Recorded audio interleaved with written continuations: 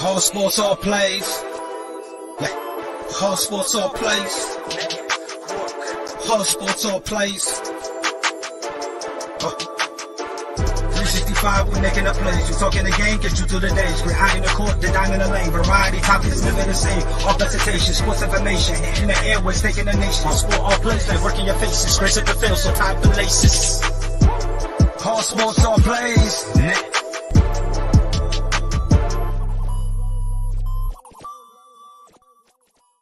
Ladies and gentlemen, welcome to ASAP in the morning. It is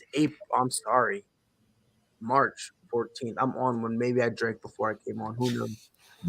Who knows?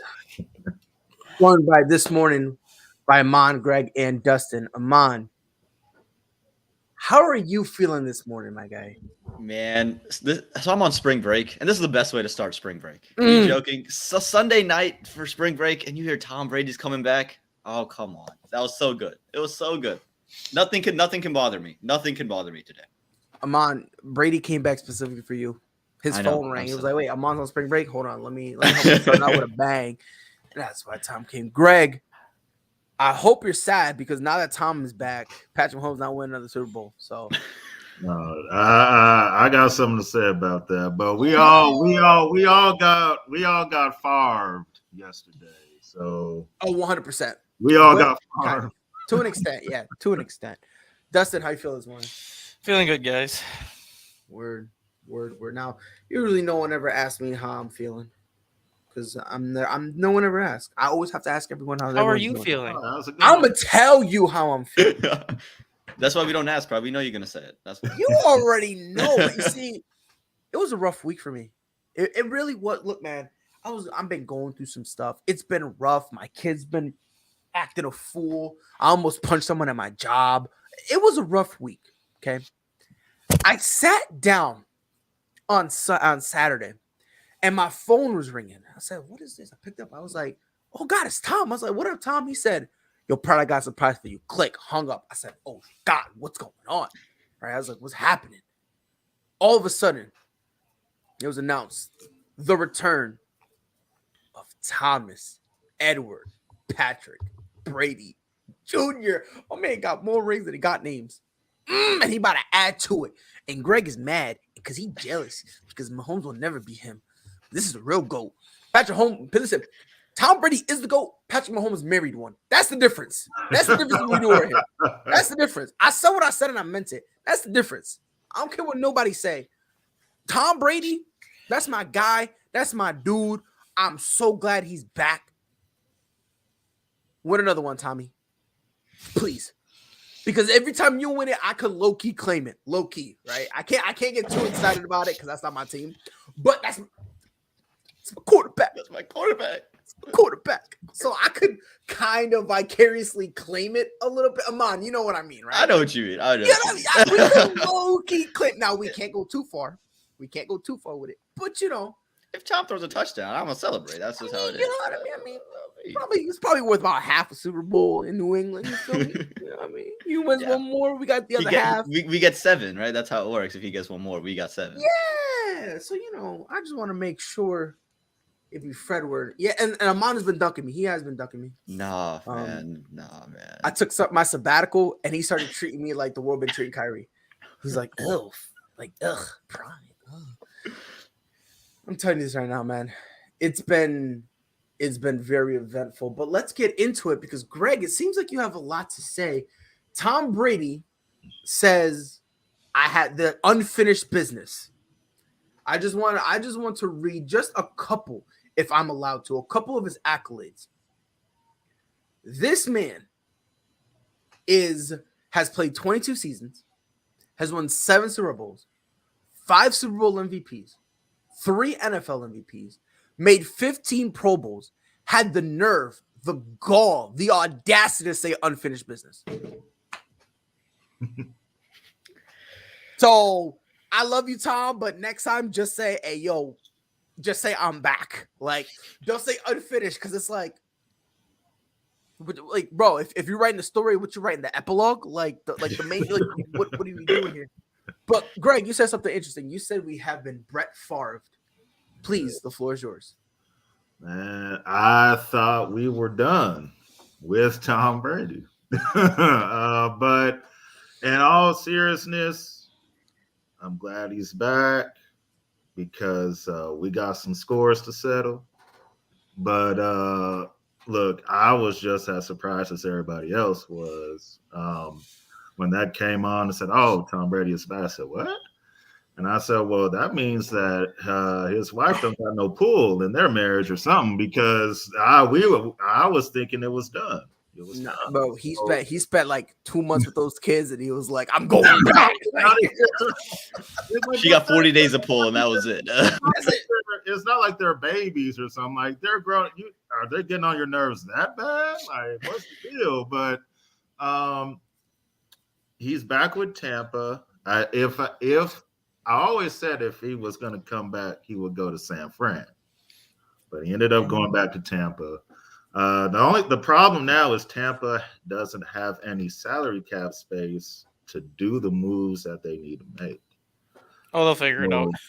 Well, they'll figure it out, but I don't see them winning the Super Bowl. I know everybody's gonna pick them because of Tom Brady, but I just don't see it. The Rams are still gonna be, good. So the 49ers will still be the 49ers, even if Jimmy G is there or not. So I don't see the championship, but of course Tampa's gonna make the playoffs and do all that. So yeah.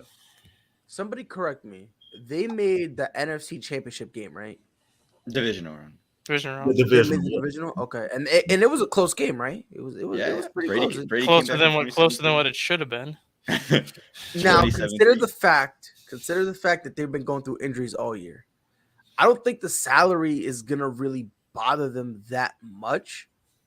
Only because let's be honest, like a lot of the guys that they signed were A on 1 year deals and B were just really stopgaps because everyone and their mother decided, oh yeah, let's all get hurt at the same time. Like they all decided to cycle up their injuries. Like I don't, you know what I mean? So when you say that, Greg, I do get what you're saying, but at the same time, they brought like the important pieces and the true core on both offense and defense for the most part is still there. Obviously, you don't know what's happened with Rob Gronkowski. Ali Marpet, he ended up retiring. He's gonna unretire just as quick when he finds out Tom is coming back. He's gonna be like, I got a couple more years left in me.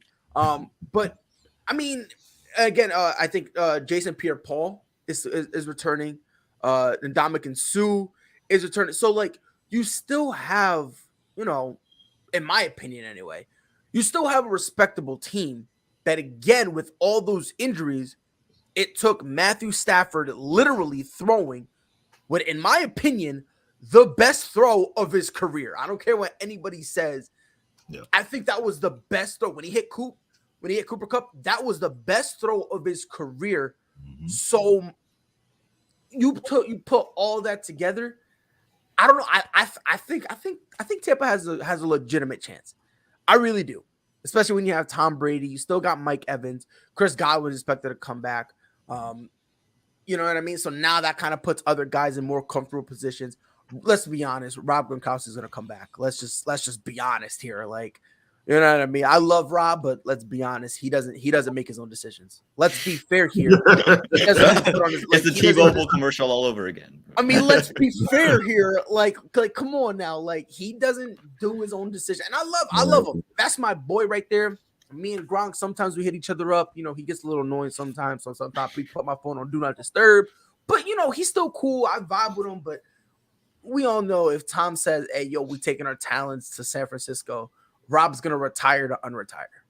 So for me, I think if you have, you still got that core offensively and defensively, I still give them a solid shot. Now, again, I'm not saying that they're the clear-cut favorite because obviously we've seen something from the Rams. The 49ers are still going to be viable. Even, let's say, they end up replacing Jimmy G with Deshaun Watson. Now, that's a whole nother ballgame. A whole different thing, yeah. Right, so I'm not saying that, it's Tampa Bay, that they're going to clean the division. But I do give them a legitimate chance. Amon, I might be turning the wrong guy for this. Am I just being a Tom Brady fanboy? I sure hope not, because I'm on the same boat here. Ali Marpet's not coming back. He actually went to Twitter and said, I'm not unretiring right after the news was broken. So let me just check on Ali Marpet. Let's see if he unretires. He said, no, he ain't coming back. Then they do got to get a couple pieces back. A lot of their secondary core is not going to be back. They got to sign Carlton Davis. A couple of the other corners need to be back. But this team still has the core. They're in the NFC South. It's not a great division. Unless New Orleans goes and gets their hands on Deshaun Watson, you're not looking at a division that's going to cause many problems, right? Carolina's not going to be great. Atlanta, you don't expect much out of them. And again, New Orleans, if Taysom Hill's your quarterback, you're not doing much. So you're going to be in the playoffs. And once you're in the playoffs, there's no one you want in the playoffs other than Tom Brady. And especially in the NFC now with no Russell Wilson. You're talking about Aaron Rodgers doesn't like the playoffs, so don't even worry about that. You talk about right, San Francisco, that's one. The Rams are another. But again, if they get in the playoffs, they get in the dance, Tom Brady can make things happen. They got to bring back Fournette. They got to bring back some of these other pieces. But as long as Tom Brady's there, as long as he's got protection, they brought back Aaron Stinney yesterday. They restructured Vita Vea's deal yesterday. They're making moves for their salary cap. They're doing a lot of different things. I think the Bucs are going to be right back, and they very well could be back in the Super Bowl. Dustin, are you going to back Greg up here, or are you going to join the dark side? I mean, anytime Tom Brady plays for anybody, you got to put him as Super Bowl favorites. Not necessarily to win the Super Bowl, but at least to get to the Super Bowl. And I'm not going to say they're going to make it yet just because you have the Rams to worry about. You still have the Packers, and as much as Aaron Rodgers hates the playoffs, when you compare the NFC to the AFC has got a lot more depth than what the NFC has. And the NFC is really 3 teams deep, and it's Green Bay, the Rams, and Tampa. So one of those teams has to get to the Super Bowl. So basically, you're going to say everyone's got like a 33% chance, but I would say Tampa Bay probably has a 40% chance, with the Rams having a 40% chance and the Packers having a 20% chance. But I wouldn't say the Buccaneers are going to be the favorites to win it, just because of you look at the AFC and you look at the teams that are in the AFC with the quarterback play and the situations that a lot of those teams have. I think Tampa Bay should be one of the favorites to at least get to the Super Bowl from the NFC, at least this year. After this year would be a different story because I don't see a lot of that team sticking around beyond this year. And it's funny how you bring it up. Green Bay, they're having their own problem because without Devontae, that's a whole nother conversation. That's kind of why I haven't really mentioned them, because we don't really know. Like, that's why I honestly fear for the 49ers more than Green Bay right now. But we will get to Devontae Adams in a little bit. But back to Tom. Look, I understand what you're saying about the AFC, but I don't know if I'm the Buccaneers, I feel very comfortable. We need to remember something. Let's put this conversation in context. Tom Brady just came off an MVP caliber year, right? It was MVP. We all agree here, right? It was an MVP caliber year, correct? Okay. So he just came off of that. Then he retired. Where did people rank Tampa Bay in that horrible division? We said that was, well, I said it. That was going to be the new NFC East. I said even when Tampa Bay retired, or when Tom Brady retired, that Tampa Bay should still win that division, because without Drew Brees without Drew Brees and without a quarterback in New Orleans, with Sam Darnold as your quarterback in Carolina, and with Atlanta having Matt Ryan and the struggles they've had, Tampa Bay could have drafted a rookie quarterback and still been the favorites going in, because they have the most overall talent in anybody in that division. And in my opinion, Tampa. Yeah, Tampa. When you look at their roster top down, they have the most talented roster in that division, even without Tom Brady. I'm on. One day, if you have the best quarterback, you win the division. Now all of a sudden, it's top to bottom from the roster. Come on now. Both can be true. Both can be true. I would have been close. I thought they would have finished top 2. By the way, Freddie, I am not a Tampa fan. I'm saying if I wasn't, I wouldn't be, I would be excited and I wouldn't count myself out. But I'm still a New England Patriots fan. I ride through with my franchise. You feel me? I don't turn my back on the Giants and claim it's because they're racist, then go to another organization who's been racist and never had another minority head coach in the history of their organization. Oh, I said that out loud? Yeah. My bad, Freddie. I'm too immature. I'm mad immature. I apologize, Fredward. On behalf of me and my 2 children, we are sorry. We don't mean it though, but we are sorry. I don't know, man. Ain't no way. He said, I'm sorry you don't stand up for right. I'm seeing what he's trying to say. I'm sorry for what I don't stand up for what's right. I'll be honest. I don't stand up for what's right, Freddie. I don't. I'll be 100% honest. You want to know why? That requires work. My fat ass ain't getting up from this chair. I'm good. I will sit down and I'm good as long as the New England Patriots are still over 500. I'm chilling. I'm living my best life. Michael McCorkle Jones, when he wins an MVP, don't at me. Notice how they say if. I said when. Don't at me. I want to hear nothing. Man, I'm sipping this. I'm sipping this. I'm sipping this Mac Jones juice right now, bro. So, like, pardon me, man, but you gotta understand, bro. It was scary times. But even it was scary times. Even with Tom Brady out of the equation, who's got the best coach in that division? It's Bruce Arians by default. Okay. Who's got the best? Bruce Arians really that good of a coach, though? But by He's default, not, but it's by default. Yeah. So who would have the best quarterback in that division without Tom Brady? Matt Ryan, who really isn't great. Who has the best running back in that division? Okay, Kamara, if he plays. Easily. We don't know if he's going to play because of what happened at the Pro Bowl. That's still up in the air if he's going to be able to even play a full season this year after what happened in the Pro Bowl. Oh, well, he's going to. But okay, let's say it's who's got the best wide receiver core, even without Tom Brady? Tampa Bay. No, it's Tampa. It's Tampa. Tampa. No way. Yeah. I love that Saints wide receiver core. Who's got the With best? A healthy Michael Thomas back. Who's got the best tight end? Well, yeah, it's not Tampa. Even when Gronk was in the red zone, it's Gronkowski. Well, Gronk isn't back. Gronk isn't. Yeah. But who's got the best? All this without Tom, right? Yeah. Without Tom, Bob's not playing. Yeah, without Tom. Yeah. Okay. But who's got the best offensive line? I think New Orleans. Might have the best. Okay. I think New Orleans. Who's got? And then New Orleans and Tampa Bay are pretty close on defense.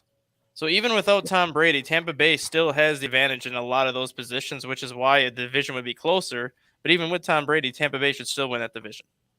Now they're just going to be the miles ahead favorite just because now everybody that was going to be leaving is coming back for another year versus everybody else in that division is stuck in neutral with no plan on what they want to do.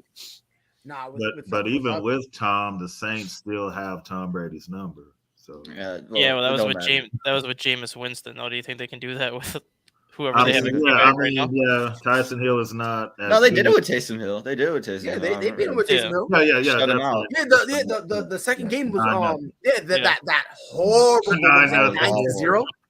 That horrible loss was against. Bro, I was with Jay McLovin, and we were doing it on ASAP, and we were watching the game. We're like, okay, they're gonna push the button. They're gonna push the button. And it's like no button. Yeah, I was doing it with one of my boys, and I was like, and what really bothered me on the Saints side of things, Marquez Callaway was balling out in the first quarter, and then all of a sudden they forgot he was on the roster. I'm like, what are you doing? You guys could have put up 21. What are you doing? So with Tom Brady coming back, do you think that kind of pushes the Saints to make that trade for Garoppolo? And do you think the Panthers go more after Watson now with Tom Brady back into the equation? No. And the only reason I say that, again, if I'm wrong, y'all let me know. But the reason why I say no is for the Saints. The Saints, they're not really battling anybody. They're battling themselves in their cap issue. So it's kind of like before they can even see who we can get, they got to resolve they got to do a whole bunch of moving. We're talking about Green Bay. The Saints have to do a lot of the same things to make that cap stuff work. And the Panthers, yesterday I was doing a play-by-play, Lakers against Suns. And I was on the He's on Fire podcast. And JJ, one of the dudes there, he said that he thinks that the Panthers would get Deshaun Watson. Me personally, I don't think so. Because if I'm the Panthers, what is the point of me getting Deshaun Watson and still having, at best, a low mid-tier team? Like Deshaun Watson, we got to remember, he has a no trade clause. So you know what I mean? So he can choose where he goes. He doesn't want to be in Houston because he has to carry the load. You're going to have to do literally the same exact thing with, I believe, less help in Carolina. If McCaffrey stays, that would make a difference. But if McCaffrey would be included in that package, then that's kind of a lose-lose. Stay or go, I don't think it matters. Because he's just so injury prone that I think Deshaun's gonna look and say, do I really want to risk it? No, he's be got good Chuba. for 4 weeks, and then all of a sudden he's out for 6. Like, that's kind of my thing. I think if I'm Deshaun Watson, I go to a place that's like solid, it's mint, and the only thing they desperately need bad is a quarterback. Like, if you can upgrade other positions, great, that's cool. But I'm thinking San Francisco. You know what I mean? Yeah. That's basically a place I would go. Miami. That's another place that's like a lot of people believe is a quarterback. Well, is he away. going to go there because of Front Stephen office Ross? issues there, yeah. No, I'm just saying in terms of him, Right. you know, like the most favorable teams in terms of who's a quarterback away. Now, everything else, of course, like obviously Pittsburgh is another place, but I think the owner came out and said, "Oh yeah, he doesn't represent what we stand for." Meanwhile, you stood by Ben Roethlisberger, but hey, pop off, King, pop off, live your life, shoot your shot. But I just think for me, and again, I'm gonna give you guys an opportunity to retort because again, maybe you guys are looking at it differently, but I don't think Deshaun's gonna want to go there because again, you have a lot of the same issues in Carolina that you have in Houston. Like if I'm having that same problem, I'd rather stay in Houston because the weather's better. And on top of that, you got Braden Cooks, who's better. I believe he's better than Robbie Anderson. So who's got the better number 1 receiver? Houston. You know what I mean? Who's got the better running game? I'm going Houston only because of health. So now your 2 pivotal things on offense, where the team you're signed to, it's better. So it's, I don't know. Amon, are you looking at it differently?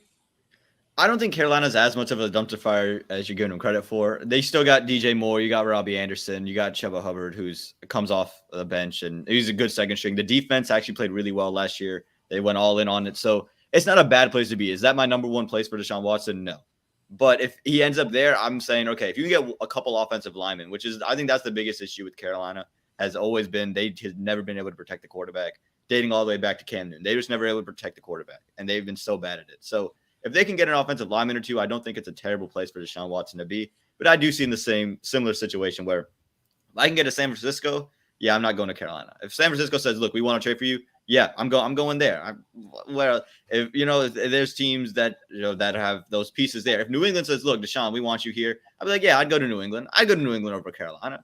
Maybe that's just fanboyish, but same kind of thing.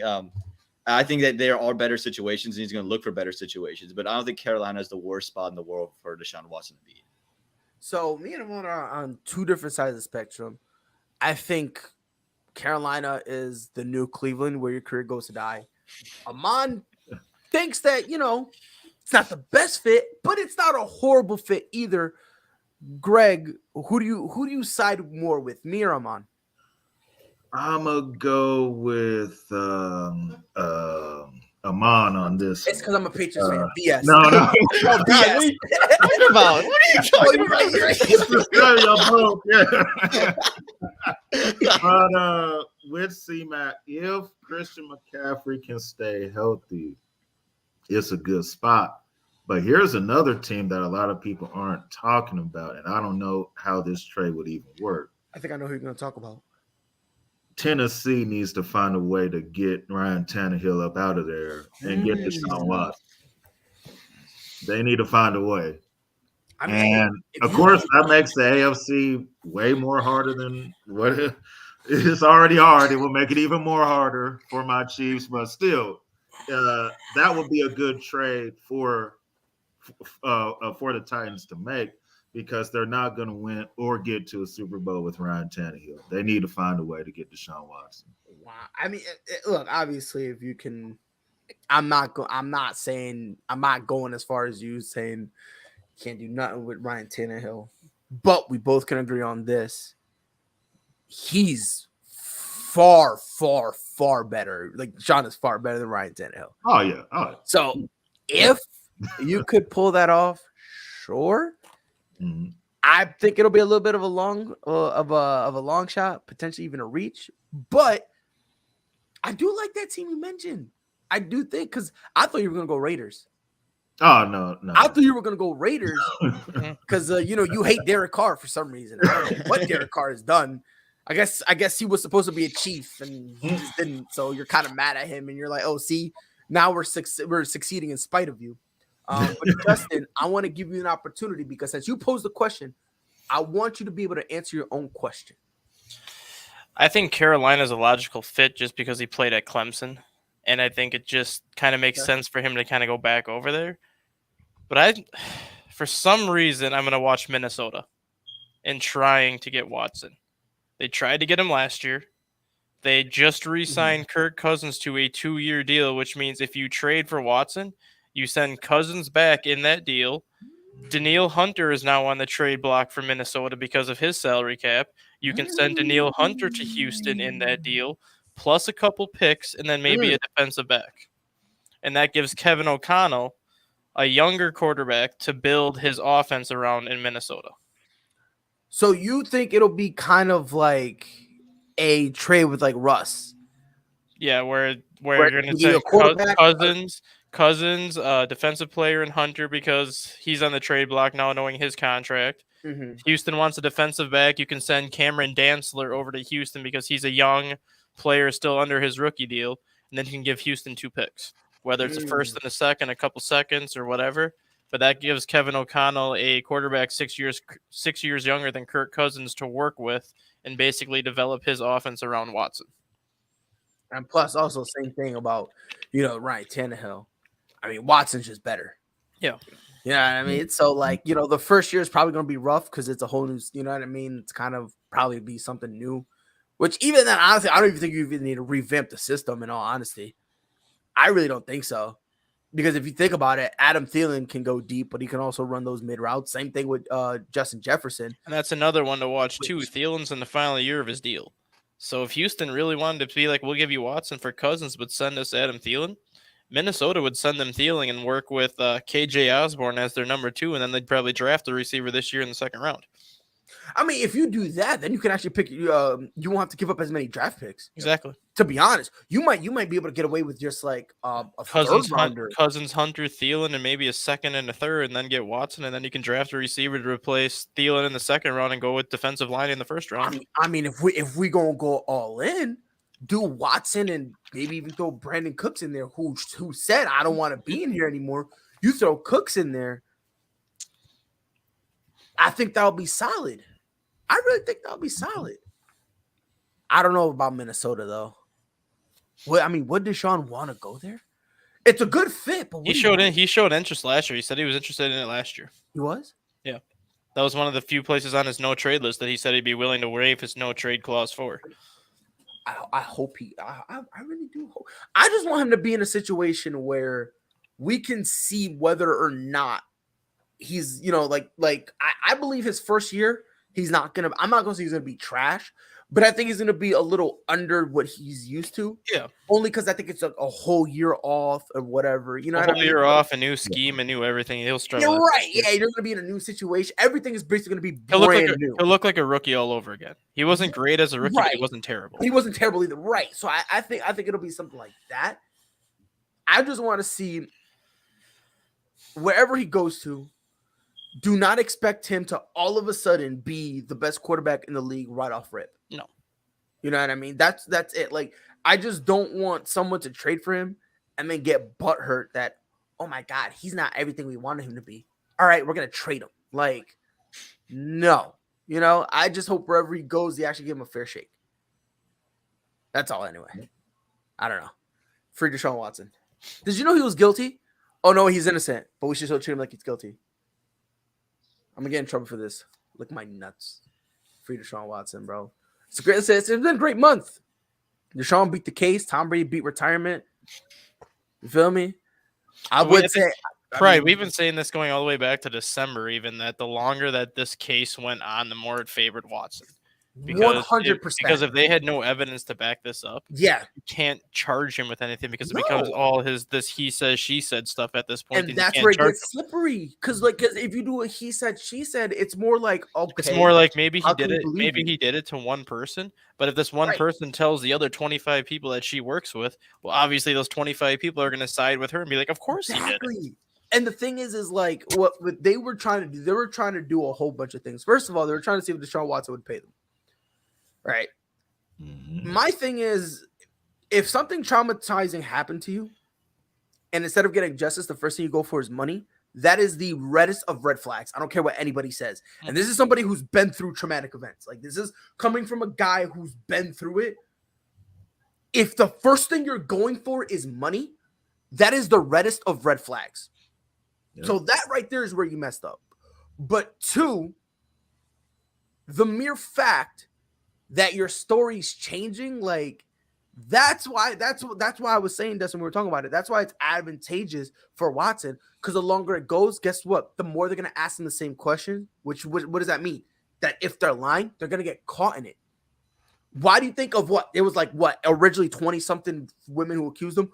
Why do you think only 10 was brought up to the grand jury? Technically 9, because right before they went into the grand jury, one of them was like, oops, not doing this. We got nothing here. So then it dropped down to 9. Mm-hmm.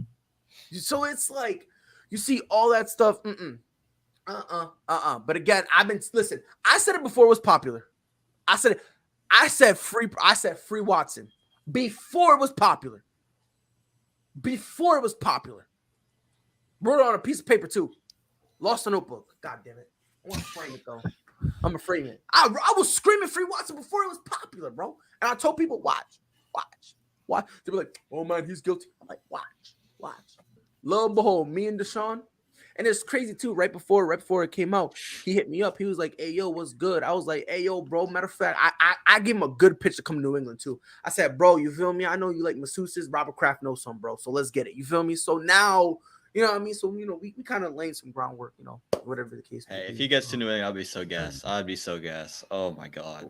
Ooh, okay. Michael Gallup. I don't know if y'all know. Dallas gave this man, I think it was a 5-year deal. Or who is this? Robert. What's happening? Robert.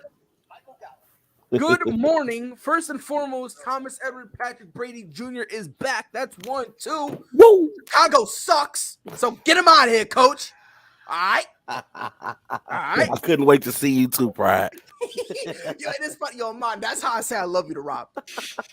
That's like my way of saying, hey, like I don't even say what up Rob to him anymore. I just be like, hey, yo, Rob, Chicago sucks. Say Chicago sucks. But I just say you're from Connecticut. Because Amon, he's mad at me because I'm a New England Patriots fan, and he's like, "You from Connecticut?" And it's like, "Dog, we're losers. Connecticut, we're losers. The only thing we have is the Hartford Whalers in terms of like, you know what I mean, like and WWE Corporation. Yeah, we got the Office Stanford. Them motherfuckers is never at. They're never at.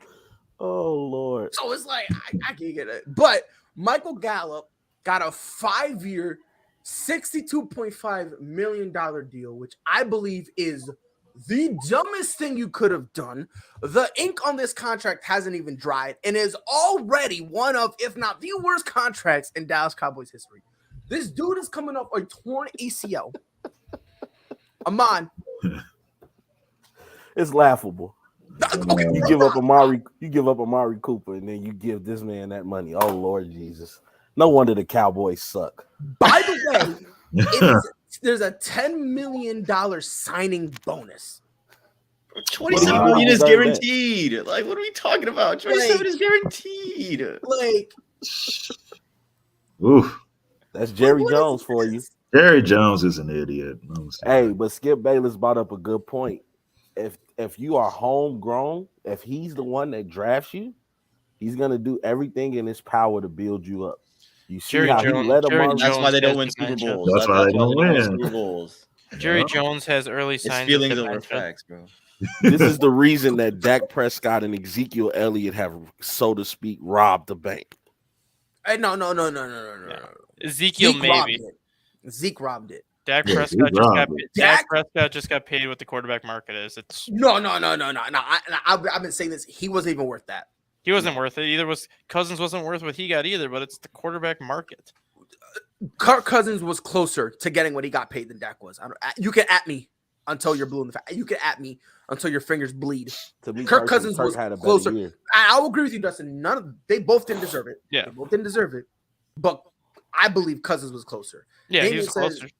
Damian says, to be fair, Gallup has been more productive in Dallas than Cooper. Here's my thing on that. Just Cooper was hurt this year for a little bit, as was Gallup. Here's my thing on that, and obviously I'm gonna open it up to you guys because if I'm wrong, let me know. I don't care how productive you are. The instant you tear your ACL, I am now approaching you Differently. 110%. Look what happened with Tariq Cohen in Chicago. Yeah. He's going on a year and a half since tearing his ACL, and he's still Hasn't been the not same. physically. He's not even physically medically No, cleared. yes, like physically, he was never be the same, and he never will be. He might not Yeah. even sign another contract again for a while. Yeah. I Look at I think Odell he'll Beckham sign it. Jr. He I- wasn't I- the same after he messed himself up, and now he's torn it again. Yeah, the second. Yeah, so it's like I understand what their purpose was. They want to get younger. So to that point, I sort of kind They're of only a get 1 it. year difference in age, though, aren't they? Isn't Cooper like 27 and Gallup 26? Well, the way it's been pitched to me, Michael Gallup is 4 years old. That's the way it's been pitched to me. Yeah, Cooper's 27 and Gallup's 26, so they're only a 1 year difference. Well, It's just that Cooper has 2 more years of experience in the NFL. I think he's been around 6 or 7 years, as opposed to like 4 years for Gallup. Is this a hot take to say that Amari Cooper is not a true number one? Oh, and we got breaking news too. I wouldn't say that was a hot take, but he's No, not the number one. that's I not. just want to make sure because I said it, and like a lot of Cowboys fans on social media was killing me, and I'm like, whatever. Dustin, you said you had breaking news? Yeah, we got breaking news. Green Bay just cut Zadarius Smith. Oh, Ooh. We knew that was going to happen after Aaron Rodgers robbed the bank himself. No, that's not. bro, I don't think it's for Aaron Rodgers. It's for Devontae Adams, who I we'll think talk it's about I shortly. think it's for Devontae Yeah, Adams. you got to have him with some weapons. bro, when you the gonna defense pay- don't perform, and I The don't want to defense don't perform, it ain't gonna matter. So now you take away your best pass rusher. And right here, Darius Smith, come on down to KC. And right here, the funny part. Guess what?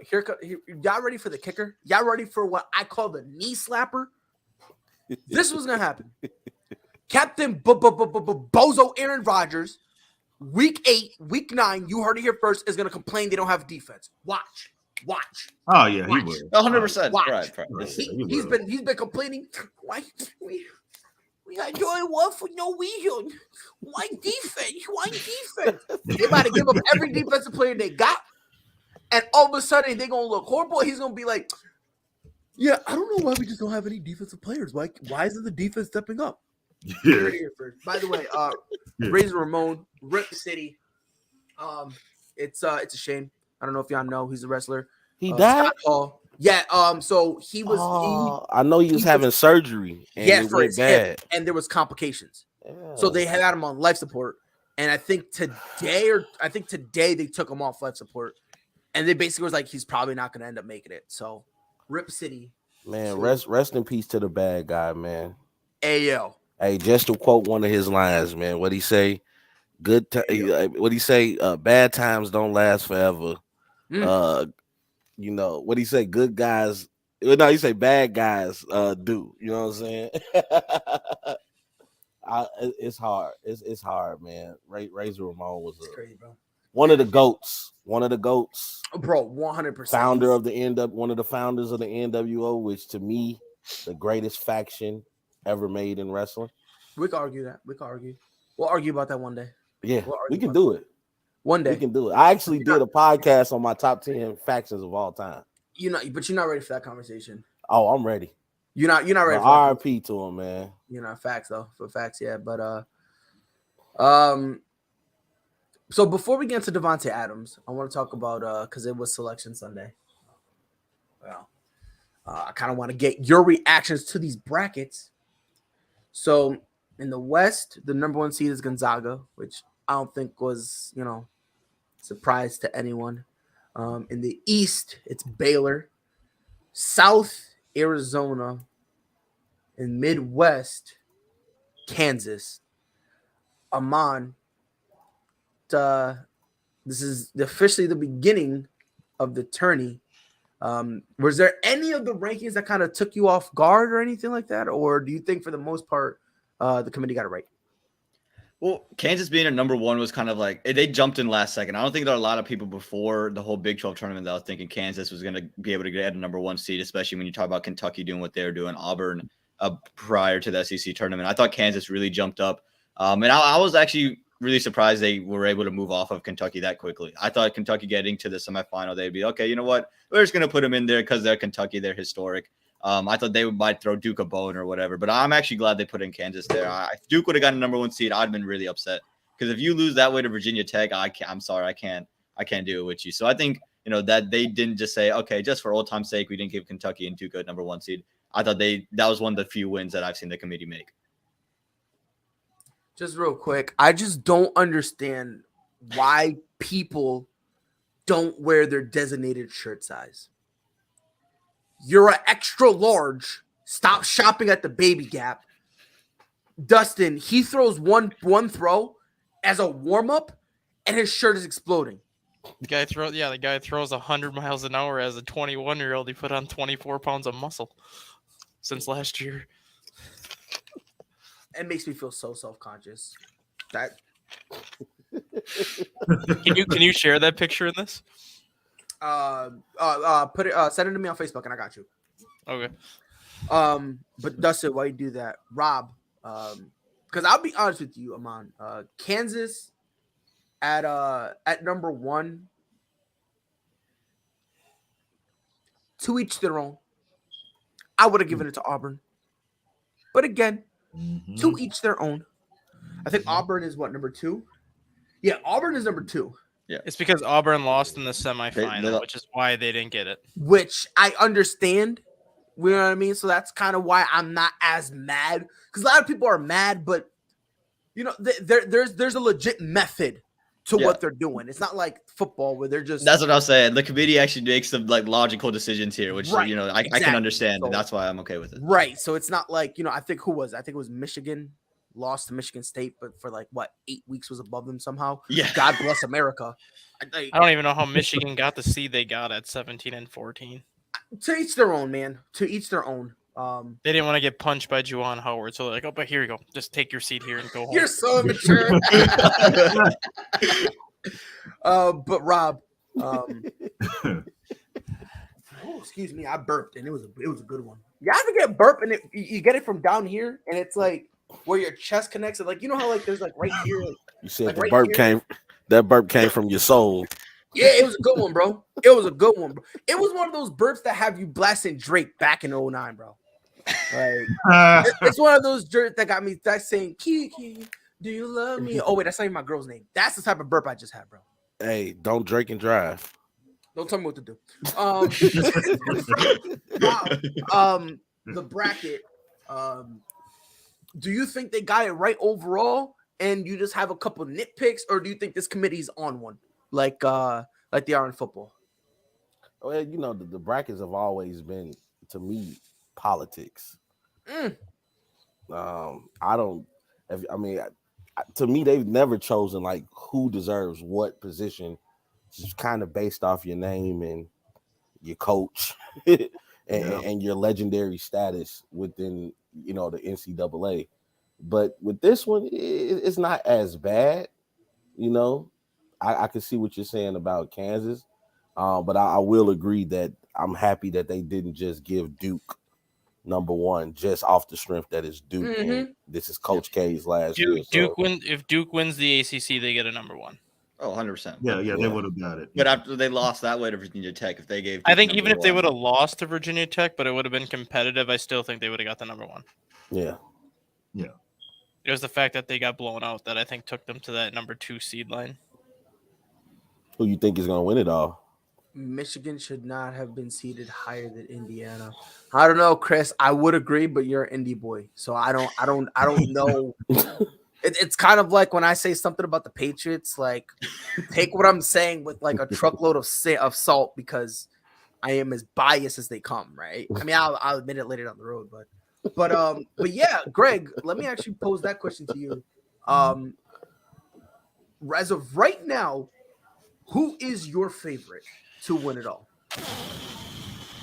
Well, I am a Duke fan, but we're not playing good. So I will go with, I think, Arizona.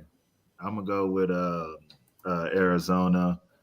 They've been one of the best teams all season. Yeah. So I'm gonna stick with them. Gonzaga, they are like the Dallas Cowboys of college basketball. They do good. They do good and get all the way through, and then boom, they lose the final or something, or they lose in the final four or something. So more like the Packers. yeah, The sorry, Packers win. Packers, something The like Cowboys that. don't win. You Yeah, gotta win. Cowboys don't Yeah. even make it to the That's- dance. That's what I'm saying. You got to they be don't in make it. The it, Cowboys so- don't do that. But I know everybody's gonna pick the Zags as far as the hey, it's their time kind of thing. It was their But time. It was their time last year, and they got their doors. Last blown year off. was the one, exactly, Dustin. Last year was their chance to get it. And they got their doors blown off by Baylor. It didn't happen. So But I'm let gonna me go ask you with a someone. question. Yeah. Let me ask you: do y'all really think it truly was their time last Yeah. year? No, that was it. Yep. So you was think it. you think that was their opportunity, Yep. and now they're just That was kind their of best like- chance. Exactly. Yes. I still give them like I don't think they should be as highly regarded this year as it was last year. Mhm. Like in terms of because before it was like Gonzaga was like the overwhelming favorite. I'm not gonna go that far, but I do think this is their final year. I think this is their last legitimate year, especially considering a lot of their top guys are considered to like be in the draft. Like, oh my god, what was his name? Chet Holmgren's probably going to be your number one pick. Yes, Drew, yeah, him. Drew, Like, Drew he's probably Timmy's probably a first rounder. easily. God, Timmy. Timmy boy. I call him Timmy boy but he got the mustache. So like I call him. You know how people call him porn star Jimmy. I call him porn star Timmy. Get it? Because he got the thing on or whatever. I think losing those two pieces who are very pivotal to what Gonzaga's doing. I think next year, I'm not going to say they're going to fall off the face of the planet, but I think you'll see a dip. So for me, I'm still giving Gonzaga a chance. However, I'm not going to say they're the overwhelming favorite this year. I still give them a respectable chance because they do have, like, let's be honest, they got a respectable roster. Like, you know what I mean? As much as you hate them, you know what I mean? Because I don't know why all this Gonzaga hate came out of nowhere. I guess, it's I guess it's like the Patriot effect, I mean, when you're just successful, the world hates you. But I don't know. I think Gonzaga still has a chance. How is Murray State ranked number 19? Murray State's good. They're If you have not really watched well. Murray State play, They are Murray State is a really legit Murray State Golly, team. they had a, What was they their ended with a seed? 20 Aren't they game in winning second, streak. like, Not what their scoring seed margin? was. In the They're East, second, I like, think scoring they're margin or what something. 7th in the East. Yeah, in the Yeah, East bracket, they're 7th. Oh, That's they're a- only a that's- 7? They're That's a 30 and 7. 2. Wow. That's a 7 seed. They can get to the Elite 8. That's a Yeah, they good can Murray make State it, yeah. team. Like they're Yeah. Oh, 30 and 2, and they Yeah, ended yeah, the they season can on make a it. Hold on, 20 y'all ready, game winning streak. y'all ready for something? Y'all ready for something? I'm very comfortable saying Murray State makes forget the Elite 8, the Final Four. Yeah. Murray On- State's Yeah, On I will say. God, Murray- I can on God, I have expectations for this Murray State. Murray State's going to be this year's version of Loyola when Loyola made their deep run. Yes, when they were just slapping fools left, right, and center. Well, the only difference, I think the difference is that Murray State is just that good. I think Yeah, Loyola just, Loyola went just on a played good. roll, Loyola can play good defense, and they were like shutting teams down. Like Murray State can score and they can play defense. and they can lock right. They were just second think- in I think- scoring margin this year. Like they Yeah. were really They're impressive. right. I think Loyola kind of went on a good roll. I just think Murray State is just talented, and the fact that they're 7th, I don't know, man. I don't They're know why seventh because they're they're 7th. seventh because of That's their kinda- conference. That's why. It's because they're Murray State and not. If Yeah, they were I'm Duke, saying- did the I mean, same to be thing. honest, yeah, it's That's probably kind of low. That's kind of a low. If they would have been even like a remotely bigger conference, like if they played in the Atlantic 10, they'd be a 4 seed. But see, that's what I'm saying. Politics. It's politics. politics, yeah. Yeah, It's just strength it's of schedule, politics. which is dumb. I never understood that argument. Like, how do you end the season on a 20 game winning streak? You're and you- 30 and 2 and you're the 7th seed. If you say that makes sense, all due disrespect, you're a moron. You're an idiot. Just turn the TV off. No, they should be a 5 seed. Is where they should be. Yeah. Pride, I'm working on that shirt too, with all due disrespect. Bro, just let me know where I can go, bro. Now I have a whole bunch of stuff, bro, because like I'm about to start violating people. Like I'm about to get a shirt, and I'm stapling a notebook to this shirt, and I'm gonna walk around with it, and it's going to be a continuation of the petition I started. So if I see random fools in the street, I'm gonna be like, "Hey, yo, sign this. Like, you know what I mean? Because on some real, like, I'm not kidding. Once we get a couple thousand, I'm sending this to Congress. I'm not Yeah, kidding. like- I'm sending it to And here we Congress. go. I'm sorry. I got the right quote. This is what Scott Hall, aka Razor Ramon, said. Go ahead. He said, hard work does pay off. Dreams do come true. Bad times don't last forever, but bad guys do. What a goat. What a goat. That was part of his Hall of Fame speech. That's Razor Ramon. I love That's that. how he ended it, man. That one hurt. I'm sorry. That one caught me off guard, man. I was gonna say something, but I'm not gonna go there because people get butthurt and they get deep in their feelings. So Well, since I'm just gonna say this: losing Razor Ramon is a legitimate national tragedy. It This is. is a legitimate national tragedy. It is. This And he ain't was no- changing his life. You know, doing the DDP yoga, you know, trying to stay away from the drugs, you know. He be saving fools, bro. And you and see don't what he get did enough with Jake credit the for that. Snake. Yeah, I was about to say, he don't get enough credit for the fools he be saving, bro. He been like a minister, bro, because he been saving these fools, bro. Shout out to DDP, bro. Reverend DDP. On some realness, bro. Bang. So while we're still talking about Murray State for a second, Yeah. this is the team that Ja Morant built. Mm. This is the Ja Yeah. Morant effect at Murray State. Now that Ja Morant went through Murray State, the success that he had, the success he's having, now all these recruits that would have been bench players at like the North Carolinas, the Dukes, the Tennessees are now going to Murray State. Do you think this team could win a national championship? Do you think they can win the whole thing? I think they can get to the Final Four. I just don't think they're big enough to win the whole thing. They I don't think have it's the gonna be size hard that enough some to of beat these other Zona. teams do.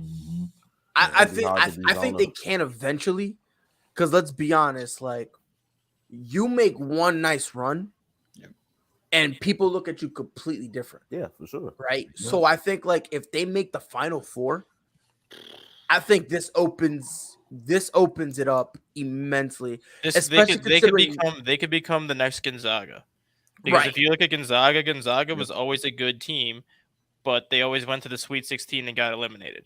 They And went all of a on sudden one they went on one run when they had Adam Morrison. Mhm. And Yep. all of a sudden Of since all then people.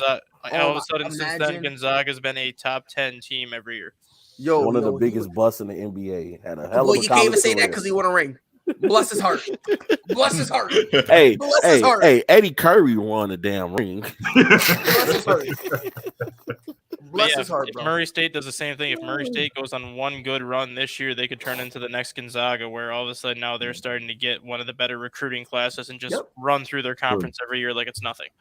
Right. Well, you have to look at it from this aspect. You know, the top recruits, they want to go to these big time colleges because they're thinking that's a better chance of them getting looked at and going to the NBA.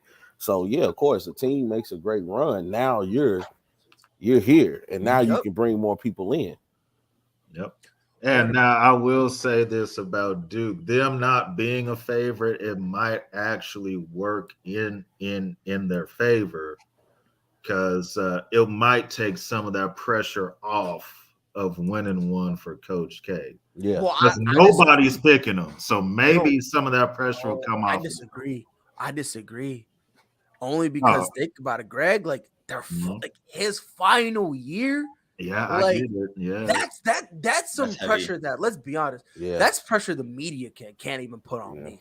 Nope. Like, I feel the pressure, and I'm not even playing. that's what I'm saying. Bro, I'm 20 minutes from Duke campus. I can feel it from here. Like it's weighing me down, man. Like Yeah, bro. Yeah, I it's don't even rock pressure. with Duke.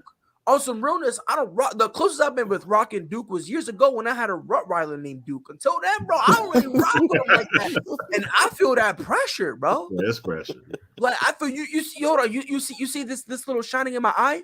That's a diamond, bro, because this pressure's on me right now, bro. But you feel me? Like that's the type of pressure Duke is on. I don't care. Like this pressure they on for having to celebrate Coach K and having to go on a run for them. Yo, that's that pressure that I'd rather have the media say I can't do it. I would rather have them disrespect. Yeah. I would rather take the Russell Westbrook criticism than have this type of pressure, bro. Because this is wild. Because think about it. This is it. You're already gonna be emotional. Yes. And like, think about it. Coach K, not only has he been, he's a staple of Duke, right?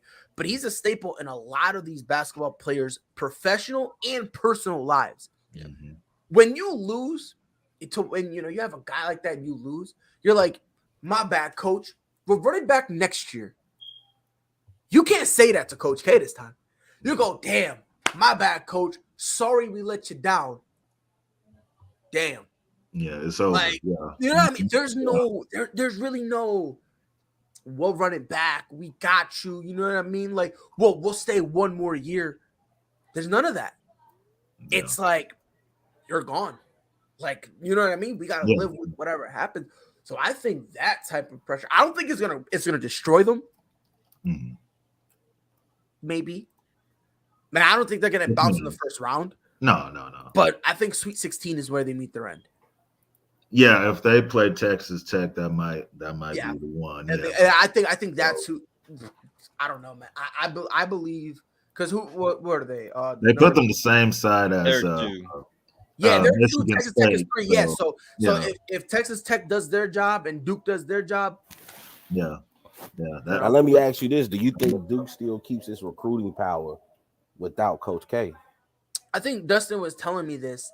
That even though Coach K, even though he was like the big guy in terms of recruiting, what's his name? The replacement. It's like something Shire. Yeah, John Shire. John Shire, him, yeah. He was heavily involved in the recruiting process as well. Got you. So since he's been involved in it like for like the past 5-6 years. Yeah. I was talking to Dustin about this, and he was like Coach K's been preparing for this moment to hand off the baton, so to speak, for a while.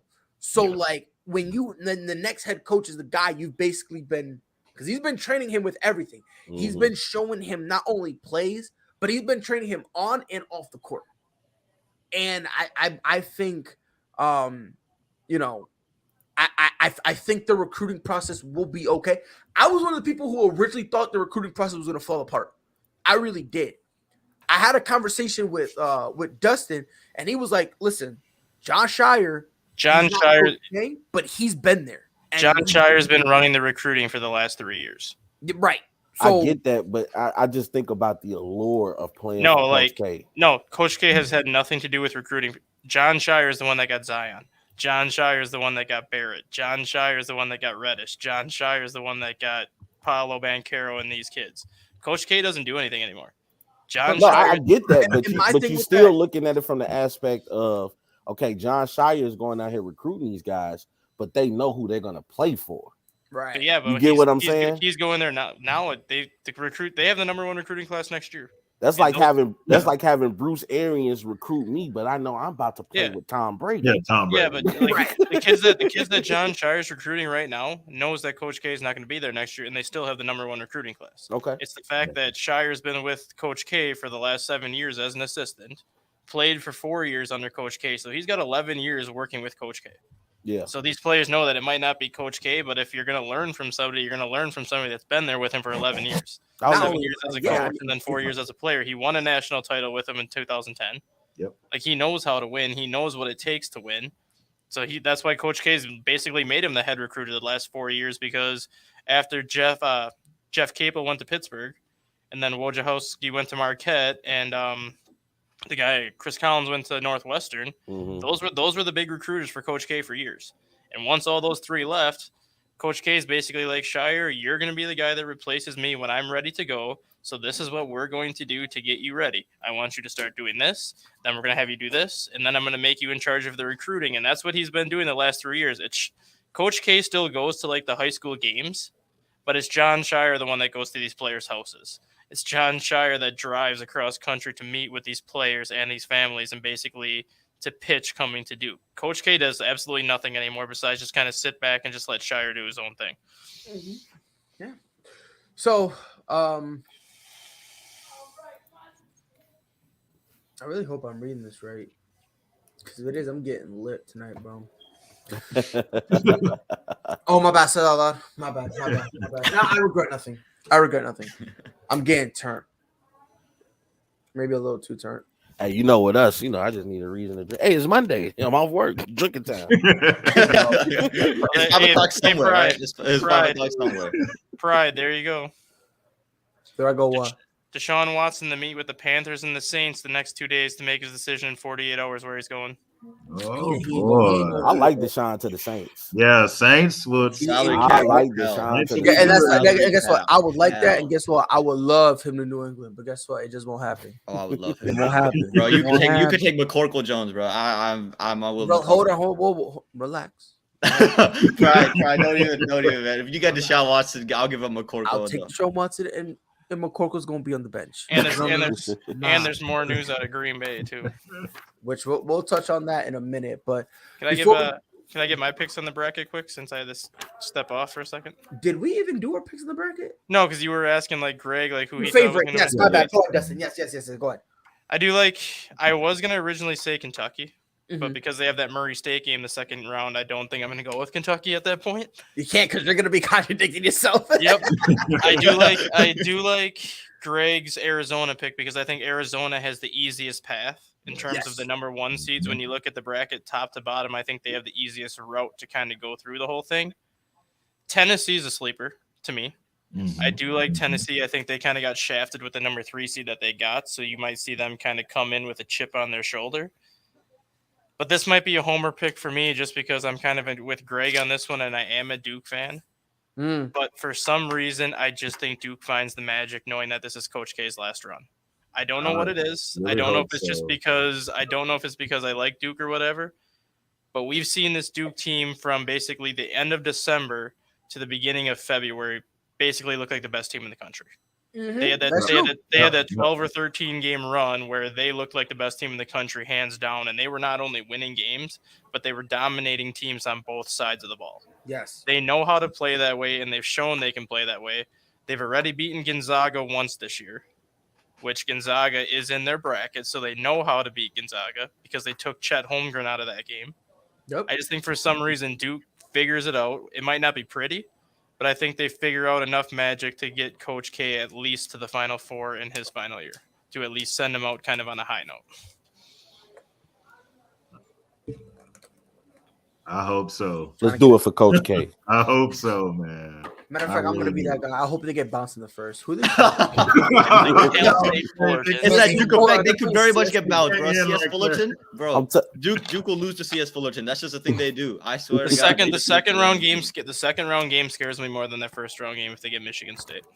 I just tell you about Pride. He wakes up in the morning and he got two choices. It's like you're gonna have a great day. Or you choose violence. He He said, chooses for the violence latter. every day. He got a dove on his right side. He got the gun on the left. He said, "Nah, we got the Glock out today, bro." All day. Y'all ever dog. seen Jay and Silent Bob Strikes Back? Hey, he got the two devils and they jumped the angel. Nah, not even. Amon, who you think is gonna win, bro? Who you got as a favorite right now? I like Zona a lot. I like Arizona a lot. You like but Arizona? just because I'm in North Carolina and I'm feeling all of it. Duke is just a team that, again, when they play good, they've played really freaking good. And Dustin and I talked about it a lot on the Friday show, where we were like, man, this team, before they played Carolina the last time, like this team looks like the best team in the country. They've played so well over this past month and a half. And then I think this loss to Virginia Tech, I think they dismantled the loss against Carolina. They're like, you know what? It's UNC. You know, they're trying to come in here. They're emotional. That's the reason we lost. And they lose to Virginia Tech. I think Coach K gave it to them, and I think they're realizing, crap, we actually got to reset. We got to focus up. And I think they're going to come out the gates really hot in this round, a couple rounds. So I want to pick Duke, but I like Arizona a lot. So you like Arizona? Yeah. You like Arizona? I like Wright State / Bryant, who's gonna fucking dog mess out of him. Rob, who's your favorite? Who's your favorite? Illinois is my favorite. But You said Illinois? Well, guess what? Illinois about to get ill, baby, and they gonna get bounced out. Who next? Who want the smoke, man? Who want the smoke? You see how Pride not say nothing about Arizona though, because that's his pick. No, that's not my pick. That's my pick. That's my pick. Y'all really want to know my pick? Yeah. I'm going UConn. You. I'm just the UConn boy. Still trying to make Let it get juice, bro. No, real talk. I'm gonna be a homer. I got my homer pick and my real pick. So my homer pick is gonna be UConn. My legitimate pick, I have a couple. Correct me if I'm wrong. Y'all let me know. This is the first time in a while that I cannot point to a clear-cut favorite. Yes. There's like 5 or 6 teams that you can make a legitimate argument 100%. that they can do it. I mean, obviously you got Gonzaga, Baylor, Zona, and Kansas. Obviously you got the 4 number 1 seeds. Sure. Duke, that's when you can make a perfect argument for. You heard me and Dustin make an argument about Murray State. Yeah. I believe, I think you're with me, Dustin. They get to the Final Four. Yeah. If they end up getting hot in the Final Four and getting in the national championship game, dude, I'm pretty sure they would love their chances with anybody. Yeah. You know what I mean? Sure. And if in going with what you just said too, Pride, you can look at every month of the college basketball season and pick out who the best team in the country was. Yeah. Like Yes. the first month of the season, Baylor was the best team. Yes. And then the second month of the season, Gonzaga was the best team. Yep. And then you can say Duke was the best team for the month of January. And Zona now we're in was the, in there, and had a then bunch. Zona, and now you get to Yeah. February, and obviously Murray State's been the best team in February because they've won 18 games in a row. And when's the last time that's happened? I don't remember it. If Never. y'all remember it, let me know. But I Because don't last year was Gonzaga and Baylor all year. There's all nobody year. even But close yeah, to they those would be two so all year. Right, treated right. like now it's like they're The year before that, it was Virginia all year. Yeah, so Virginia, it's yeah. like, Mhm. and obviously we named them Auburn. Auburn's not going nowhere. I think Auburn has a chance. Let's be honest here. It's just the way you look at it. I mean, I still like Villanova. I think that's a number. Like, there's like a lot of these guys who like, and not only that, like Tennessee think had a about it. pretty decent year. there's some Yeah. of these low-seeded teams that just for some reason this year has had the upper hand on the top-seeded teams. Because so like, the low seeded teams aren't afraid anymore. no, after- there's no fear. After They're- what they're Loyola did, after what UMBC did to Virginia when Virginia was the one seed, Yep. these low seeds don't fear these number There's one, like- number two seeds anymore. It's been like They what, don't. 3 years straight that a low seed has went on a legitimate tear. Yeah. Like 3-4 They don't years. fear anybody like- anymore. Yeah, like all these lower seeds are like, They're finally minute. starting to understand it just takes one game. yeah, One game at a time. Because it's instant. It don't matter who you play. If you get the win, you get the win. So you understand, all right, this is a winning formula. Yep. Mhm. Like that's really all it comes down to. Like you can take all your metrics, all your strength of schedule, you can take your coach, Yep. you can take all that. At the end of the day, when you win, you did something right. So you then use that to develop a winning formula to go from there. And it's exactly what you just said for the high school game that I was at on Thursday. The team that won was like a 24% shooting team from 3-point range. One of the worst 3-point shooting teams in the state. They go Got hot. 16. They go 16 to 23. Got Like hot. that's it. Yeah. 16 to 23, and they With they that win by like clean- 20. bro, And with like that really, clean buzzer beater, might I add, bro? no, not that game. Right. Not that game. Oh, not that one. I was at another one after that one. Oh, I was about to say. I mean, I would have done that the buzzer beater better. I would have Yeah, done but the game that I was on after that, the team shoots like 24% from three. They go like 5 of 22 every single game. And all of a sudden Think they go about that. they go 16 to 23 in this game and win by 20. I'm like, wow. You gotta, okay. and that's just how I look at it. Like I'll be honest. Maybe it's just me. I think in the West, you could make an argument 1 through 5 has a legitimate chance. Yeah. I think in the Mhm. East, I think you can make an argument 1 through 4. I think St. Mary's may be, but I'm taking out St. Mary's and putting in Murray State, who's 7th. So that's Mhm. another 5 you can make somewhat of an argument. Mhm. If you look at the South, if you look at the Midwest, I mean, you got Kansas. I still think. I mean, look, no disrespect to the South. I mean, If let's you be if you honest. look at the South realistically, if you look at the South, I think it's 1 and 2, maybe Yeah. 3 with Tennessee in there. I mean, 1 through 3. I don't Y'all think better- anybody else in the Y'all South is better, like y'all at, better put at some that level. respect on Illinois. Put some respect. That- Illinois is gonna lose to Chattanooga. Hold on, real quick. Oh, Dustin, afraid? talk to him. Talk to him. Illinois is going to lose to Chattanooga. Oh, bracket buster. And Jeez. Chattanooga is going to the Sweet 16. They're very similar to Murray State. They play a very similar style to Murray Extremely. State. They have the best backcourt duo in the country Not even that, close.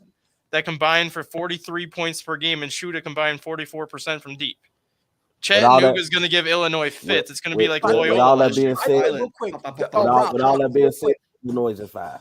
Real quick. Mind you, it's one game. But Rob, I just want to say one thing. Dustin said they shoot 44% from deep. Those two That's not guards. the field goal percentage. That's what they're shooting from a 3-point clip. Those two guards at Chattanooga. Yeah. Illinois is in 5.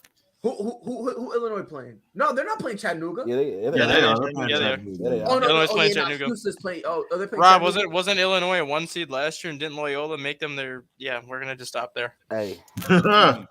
Illinois in 5. Bro woke up and chose violence. Dustin. Hey, yo, they talk about me. They talk about me. Dustin just came out. Didn't Illinois have Io and Kofi last year? And didn't Loyola beat them by 10? Stop. And didn't He's dead. He's didn't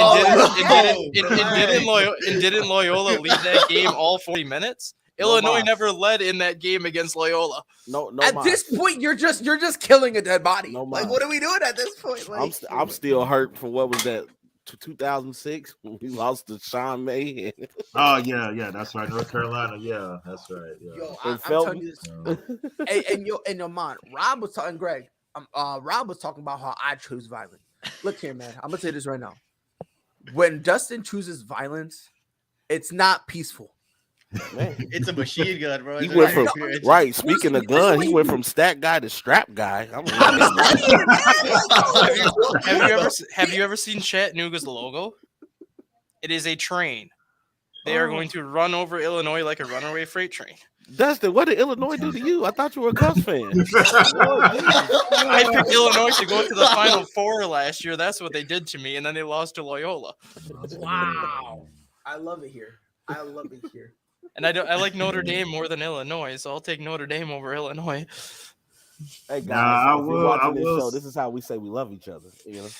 Yeah. Apparently, Dustin loves you more than I ever could, dog. I will say this about Kansas. Living here in Kansas City, there's a lot of Kansas fans. They are the most irritating fan base in all of sports.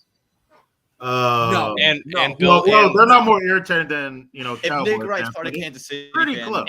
and Bill Self is the most overrated coach in I'll college. give you this. I'll give you this. Kansas is going to find a way to. I was about to say they're without a shadow of a doubt. Kansas Jayhawk fans are top 5. Yeah, they're easily. top 5. I think they're top 5 easily. And Bill Self is the most overrated coach in college basketball. So I'm gonna stick that in there too. Yeah. Jeez. But go ahead, Greg. What was you saying, bro? No, I was saying they're going to find a way to either in that second round or in the Sweet 16 round. Kansas will find a way to mess this thing up and choke like they always do. I'm going to have fun that day. I'm glad. Matter of fact, just for that, Greg. I hope your son, when he's born, I hope he's beautiful, and I hope you hold him and give him kisses, and I hope you train him properly.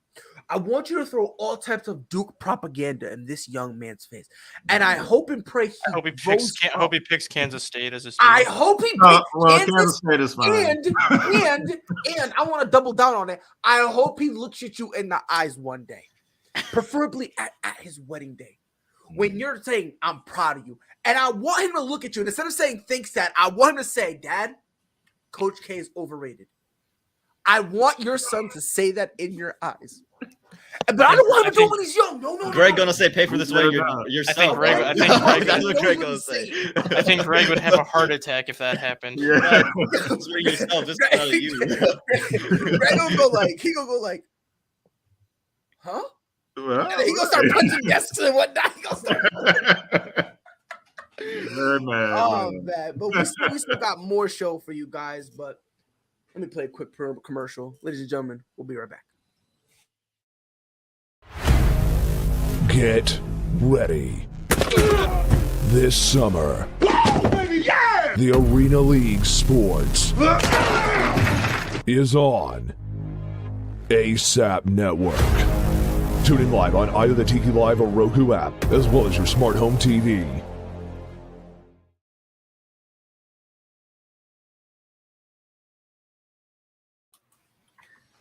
Yes, sir. Coming soon. Pay attention to our socials, and we will be giving out more information as the time arises. Greg, what you said about those Kansas fans too. Bill Self is in his 19th year as Kansas's head coach. He just doesn't stop. He's had the number 1 seed in the tournament 12 times, and he's made the Sweet 16 4 times with the number 1 seed. I think at this point, He just doesn't just He, want violence. he needs to have a 2 or a 3 Love seed it. to make a deep run. He does not get a deep run when he's the number 1 seed. I love it. He doesn't. Someone get an ice bath going because we got. I'm saying, yo, that's like relax, crazy. D. Relax, Brody. Relax. Bro, who's messing with you at work today, dog? Who hurt You're you? here right now? Like, I'm happy at work because I'm in my last week at this job before I start my new job, so I'm on the I don't give a F anymore. no Yo, graduation There it goggles. is. It's just There Nah, it this is. Yo, it's deeper than that, Amon. I don't care what he says. Greg, it's way deeper than that. Like, also on some real stuff, his boss came in there and said something, and I guarantee Dustin said, "Hey, yo, look my, you know what?" I'm almost positive. The Dustin fact said that my boss told me that he's been GPSing my car for the last 2 months. Yeah, I pretty much said, okay, we're done here. I'm Oh, kicking that's him in his shin. beyond scandalous right there. I'm kicking him in his shin. But Devontae Adams told the Green Bay Packers organization, "Y'all want to franchise me? That's cute. I don't care. I refuse to play." At first, the Packers thought he was joking, and they thought it was a funny joke that he was As in, trying to haha, say. yeah, you're funny. Yeah, it's like, "Hey, yo, I'm not going to play, or whatever." Oh yeah, we brought Aaron Rodgers back. We know you're not serious. right. And then when he went, like, he was like, "By the way, I'm not kidding. Mhm. If this is correct, he informed them via text, which, if that's true, bless your heart, bro. Bless your heart. I've broken up a girl via text before. It's easy. It's easy. No It's strings attached. easy. It's easy. Oh my Listen, god! Wow. for all you young gents out there, if you ever break up with a girl, listen to your boy. Do it via text. No, don't do that. No, Don't do don't that. do it. Don't No, do that. don't Don't listen to Pride. Look here. Listen, Don't listen. listen to Yeah. Pride. Hold on. Don't listen to Pride. Hold on. Don't listen to- Hold on. They'll I am end up a engaged. Hold baseball on. I'm bat in your engaged. windows. Soon to be married with 2 children. If you want relationship advice, I'm the guy. You break up with her via text. Okay? Do it via text and use the classic line. It's not you, it's me. End it with the dot, send, and then block her number. You're welcome. You're welcome. I hope your fiance hears this and comes storming in behind you. I really do. Someone send this to her right now. Someone clip it and send it to me. Listen, I'm telling y'all, breaking up with a girl via text is not that bad. For It's you, not- Hold on, let me explain why. Hey. Can I explain why? Let me explain why. I'm gonna explain you fine, exquisite gentlemen why. First of all, when you do it and she wants to yell at you, guess what? She can't yell at you. She does it in all caps. So now you got no headache. Boom. Aspirin, ibuprofen, Advil, gone. I don't need it. I'm saving money. There, right? So that's one. Two, guess what? It won't kill my vibe. I can go, I could hoop, I could smoke on that Nets pack every time the Celtics beat the bejesus out of them. You feel me? I could just do me. I could relax. I could go on Call of Duty. I could do whatever. No stress. And three, let's be honest here. Let's be honest. If you break up with her, she did something wrong, right? Like something ain't clicking. Why would you end it and let her get the last word? Nah, I'm getting the last word, text, voicemail, phone call, you name it. I'm getting the last one. I'm gonna text you and block you. I'm good. I'm chilling. You feel me? Then after like 2 days, unblock her. If she's still blowing you up, you got a chance. If not, it is what it is. But I'm telling you, boys, via text, I'm Pride is so saving y'all petty. stress. Pride I is so know this petty. is not a popular And opinion. our ASAP followers just went down 250. But she knows where you stay at. That's Oh, she knows where She you live. knows. It's the J. Cole song. She knows. And she's I coming. know she knows. She's coming. And listen, and that is why you just, that's why you don't, tell her where you live. Highlight plays, high IQ plays. High IQ. Rob, I don't know if you missed it, Rob, but I basically, did. Sorry about that. so I'm gonna tell you, Rob, I just gave young gentlemen the Well, best Pride, type don't of influence advice me ever. with that, man. I'm 18. If you're Don't gonna do break this up to me with a now. girl, break up with her via text messages. That's it, bro. That's it. Well, ain't nothing else to talk about. Thank you, Rob. Thank you. Thank you. Can I ask you? Can I ask you a question? Let me ask you a question. Just real quick. When you get fired, do you want to go to your job to your Hell no. boss and say that? You know what's funny? I ahead. be joking. I joke with jobs. I be like, hey, if I come in and my email messing up or something, like if I'm firing, you could have just called me. Don't make me come in so you can fire me. Listen, think about it. That's happened to me. That's actually happened to me before. My first ever job when I was in high school, I held until I was in college, and I go away for Thanksgiving break. I went away, came back, and they fired me the day I got back. I'm like, you could have called me when I was on break, and I went to came back. I mean, you didn't have to make me come in. So you would have preferred that they broke up with you, fired you via phone call or text message, right? No, you ain't gotta call me. Just text me. At least they called me. Not a text. Full circle. But at least they called me. Text it. I would have rather had them call me instead of having me drive 45 minutes from college to show up for 10 minutes for them to tell me, oh, by the way, you're fired. Oh, well, And you you could have, saved gas, called right? me. You said gas, bro. Gas is expensive now, man. Gas You could expensive. have called me. I would have just, stayed at college, and not made High the drive. plays, bro. Hey, you can text me, and I'm just gonna text back. Cut the check. Bro, see, high key plays, bro. I'm telling you. But no one ever wants to listen to me. The one time I give y'all legitimate advice, y'all poo-poo on me. I said what I said. The goat is back. Oh, what? I'm a mess right now. I'm a mess. I was drinking earlier. I've been. Why you know why he gave you this advice, everybody? Yeah, I've been up since like 6 a.m. Did you see what LeBron said? Yeah, bro. If that's real, he was like, that's when I saw you go for 54, he's like, all right, I'm coming back. No, that wasn't real. They put in the caption that one real. I don't care if it was, bro. Matter of fact, I'm calling it real. I don't care what no one says. I'm calling it real. But I do think they got like an eternal competition, like because they see the age. They know competition, bro. Brady here, LeBron here. Yeah, it's just well, hold on. Now that I can agree with. Whoa, Greg, get that at your heart. Listen, hold on. Time out. I'm on. Yes, sir. Just like that. Whoa. Hold on. Time out. Rewind. Pause. Time out. Pickles. Just hear me out. They're here. Everyone else is down here. Can we agree on that? Agree to disagree, Amon. Just agree to disagree. We'll agree to disagree. So y'all heard it. Amon agreed with me. So where's Michael Jordan? There's a disagree at the end. No, let's not start that. Let's not start. That's talking about Michael Jordan. No. Let's not start. I make you a deal. Once he grows some hair, I'll love you too, Dustin. You said what? Rob? No, I said I love you too, Dustin. I saw what he put in the comment. But Amon, let me start with you.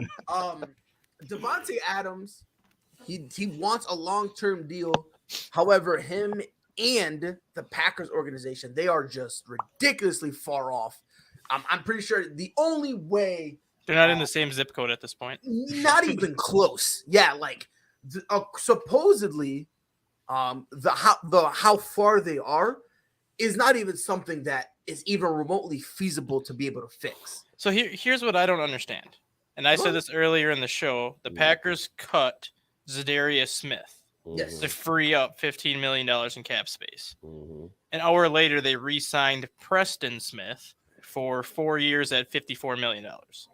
So the money that you just cut Zadarius Smith on, you just gave it right to Preston Smith. So linebacker, Preston Smith linebacker. How are you planning on giving Adams this long-term deal when you literally just freed up $15 million to get him, and then you just gave it right back to Preston Smith? Low IQ plays. Probably got high IQ plays. This low IQ. He said, "I'm not playing under no franchise tag." He shouldn't have to. But here's the question I'm posing to you guys. Do you see this being another Le'Veon Bell 2.0 situation where he takes the year and no? So y'all think he eventually signs the Packers will trade him for assets before they will let him sit the whole year and risk not getting anything for him. But you can't trade him though. You can. No. If the Raiders want him, Raiders can give the Packers picks and then he can sign a long-term extension with the Raiders.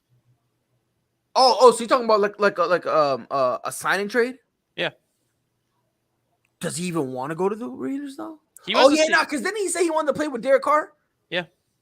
They were at Fresno State together. He said that. I remember he wanted. Yeah, because they were at Fresno State together. Oh Lord. Yeah. They said, oh, he And wants Derek Carr openly They admitted that said- he'll Greg, recruit Greg's Adams. shaking, bro. He's saying, "Man, I got Russ in my division. Now I got Devontae Yeah, Adams. sure, They don't said, say on, that. man. I'm trying to get Yeah. Super Bowl and play They Tom said- Brady. they said, Now I got Devontae to do it. What's They going said a lot on, of bro? records at Fresno State, and Adams already said that if he ever leaves Green Bay, he wants to play with Derek Carr again. Well, you got to also understand And the too, Raiders lost Ruggs. Adams understands that he makes Aaron Rodgers look good. And the Raiders lost Henry Ruggs. They need a number one. Yeah, They do. They have plenty of And Derek draft. Carr deserves a number one because I They feel have like he's plenty so of slept draft. on. They have plenty of assets and plenty of draft capital to give Green Bay. Oh, okay. All right. That's so good. That's so good. All Oh right. man. Oh shit. All right. We'll see. What up, Mike? Hey man, Yeah, you just look slammed right now, homie. Looks like he's in an art gallery. thanks. You like that? You like that? So, Mike, you're the smart guy here. Mhm. Do you agree with what I said that if you're gonna break up with a girl, you should do it over text? I've done it over text a lot. Thank you. But So should that's it. you? If- Like, if that's Mike- not the question. Have you? It should you. It should you. It's less stress, right? It's less Yeah, I stress. mean, yeah. There's health benefits. Yeah. There's no downside. Women are demons. Pride's fiance is an amazing woman, but aside from that, women are demons. So And she I had a girl, knows I had where a you girl lie to live me at. that she had cancer. So no. yeah, I had a girl lie to me that she had cancer. Oh yeah, 100%. Ah, bro, nah, the story gets worse. The story gets worse, bro. Oh man, should I tell the story? Because if I tell the story, bro, it's embarrassing on my behalf, bro. I was simping for this broad, bro. Use your discretion advised. Use your Bro, discretion. I was use simping. discretion.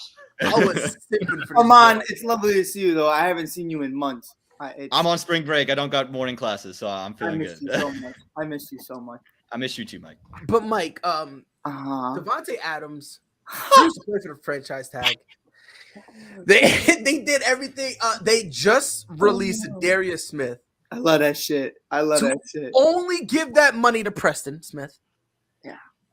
Which basically, if I looked at it correctly, Dustin, you might know, they actually giving him that extension. They're actually paying more than if they just kept Darius Smith on the roster. They're paying more later, but less up front. Okay. But that's the problem though, because even if you're paying him less up front now to try to get Adams back, if you're paying Preston Smith more down the line, how do you plan to pay Adams down the line beyond 1 year? I'm so excited for this question. This is exactly my uncle's like a biggest Packer fan ever. But this is exactly why I told my uncle they needed to figure out what to do with Adams first, and then worry about Rodgers after that because Rodgers is still under contract this year. Adams technically is, but he isn't because he has that franchise tag. They needed to lock up Adams first, get his financial status figured out, because then they would have known exactly what they had left to give Aaron Rodgers after this. Right. As opposed to here, we don't know if it's an accurate amount, but here's $50 million for you, Aaron Rodgers. Here's $15 million for you, Preston Smith. Here's whatever you get. Adams, we have enough to give you the franchise tag. Right. Well, I'm not playing for that. Oh, shoot. Now what? Everybody's getting love but Jordan Love, and that's okay. I mean, I'm not trying to be rude or nothing, but Aaron Rodgers get hurt. I of course mean that with all due disrespect, of course. I'll do it. I just Yeah, man. I find it comical. I really do. It was lovely. It was lovely to wake up to. It was great. Yeah. Mike, you did say something. You said something while Dustin was saying about this whole Devontae Adams situation. Oh, in the chat.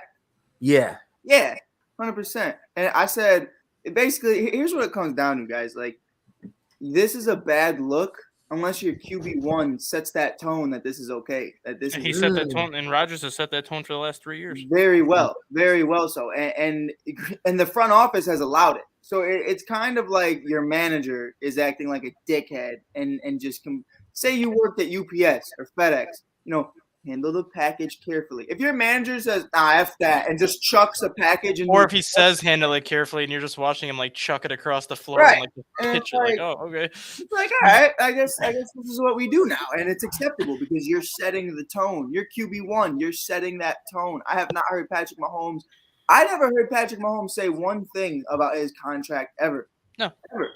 Not a single thing. They were just like, hey, I know you don't care, but here's $400 million. And he was like, oh, okay. Like, he never once complained about it. And I know it's different because, Aaron's older and he's on a different contract, but it's like, at the end of the day, Patrick was doing far more than Aaron Rodgers was. He had the MVP, he had the Super Bowl, and he wasn't talking about his contract at all. And that's just one example. Josh Allen never said a word. Tom Brady, to this day, has still never said a word about Even when Kirk Cousins got his first contract, he never once ever complained about playing under the franchise tag twice. Right. And then all of a sudden, Minnesota gave him that contract. He's like, oh, I'll take it, sure. I'm going to keep it like this. Biggest asshole in the tri-state area and possibly the universe, Jay Cutler, never said a word. Did not care. It comes down to it to where if you're letting this be acceptable, this is becoming the norm, it's not going to stop with just Devontae Adams. It's going to stop with whatever next great player walks into that office. And the problem to me, you're paying a big three. One of them's 37, 39 years old. The other one's a running back, and the other one doesn't want to be there. So it's like it's gonna be great, and I'm really excited. My team's ass, and I know that. Mine too.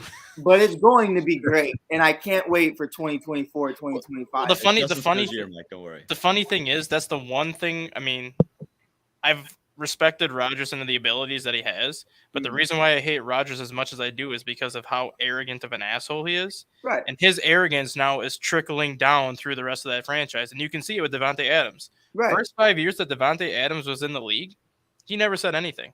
No. He just kind of went about his business, put up his numbers, and did what he did. The last 3 years, because Aaron Rodgers has been doing what he's been doing, you can see how arrogant Devontae Adams is too. Right. Post-game interviews and just all these interviews that Adams has had the last couple of years, you can see that the arrogance from Aaron Rodgers is now trickling down to him. Right. And after that, it's going to trickle down to somebody else. And the whole franchise is going to end up being like this arrogant, entitled franchise that thinks they're better than everybody else when they haven't done anything in almost 15 years. Right.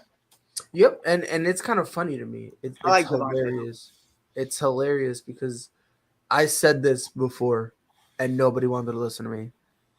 I said, I think it was like after his second year, I said, if you want to keep Devontae Adams, you need to sign this kid right now to a long-term 6-year deal.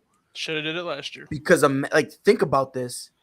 There's no way a wide receiver who, let's be honest, as great as him, a top 2 wide receiver in the league, playing with a guy like Aaron Rodgers, there's no way you're going to sit there and tell me with a straight face, oh, yeah, his arrogance isn't going to rub off. Right. Like, we knew Aaron Rodgers. We knew eventually Aaron Rodgers was going to want money. He was going to want more. And we knew the Packers were not going to want to do it. We knew it was the fight coming from a long, we saw it coming. Pause. But for some unknown reason, nobody wanted to listen. Nobody wanted, everyone was just like, no, bro, that's too early. And I've been telling you fools, I understand it's early, but you'd rather do something too early than too late, because now look at you. Stupid is what stupid does.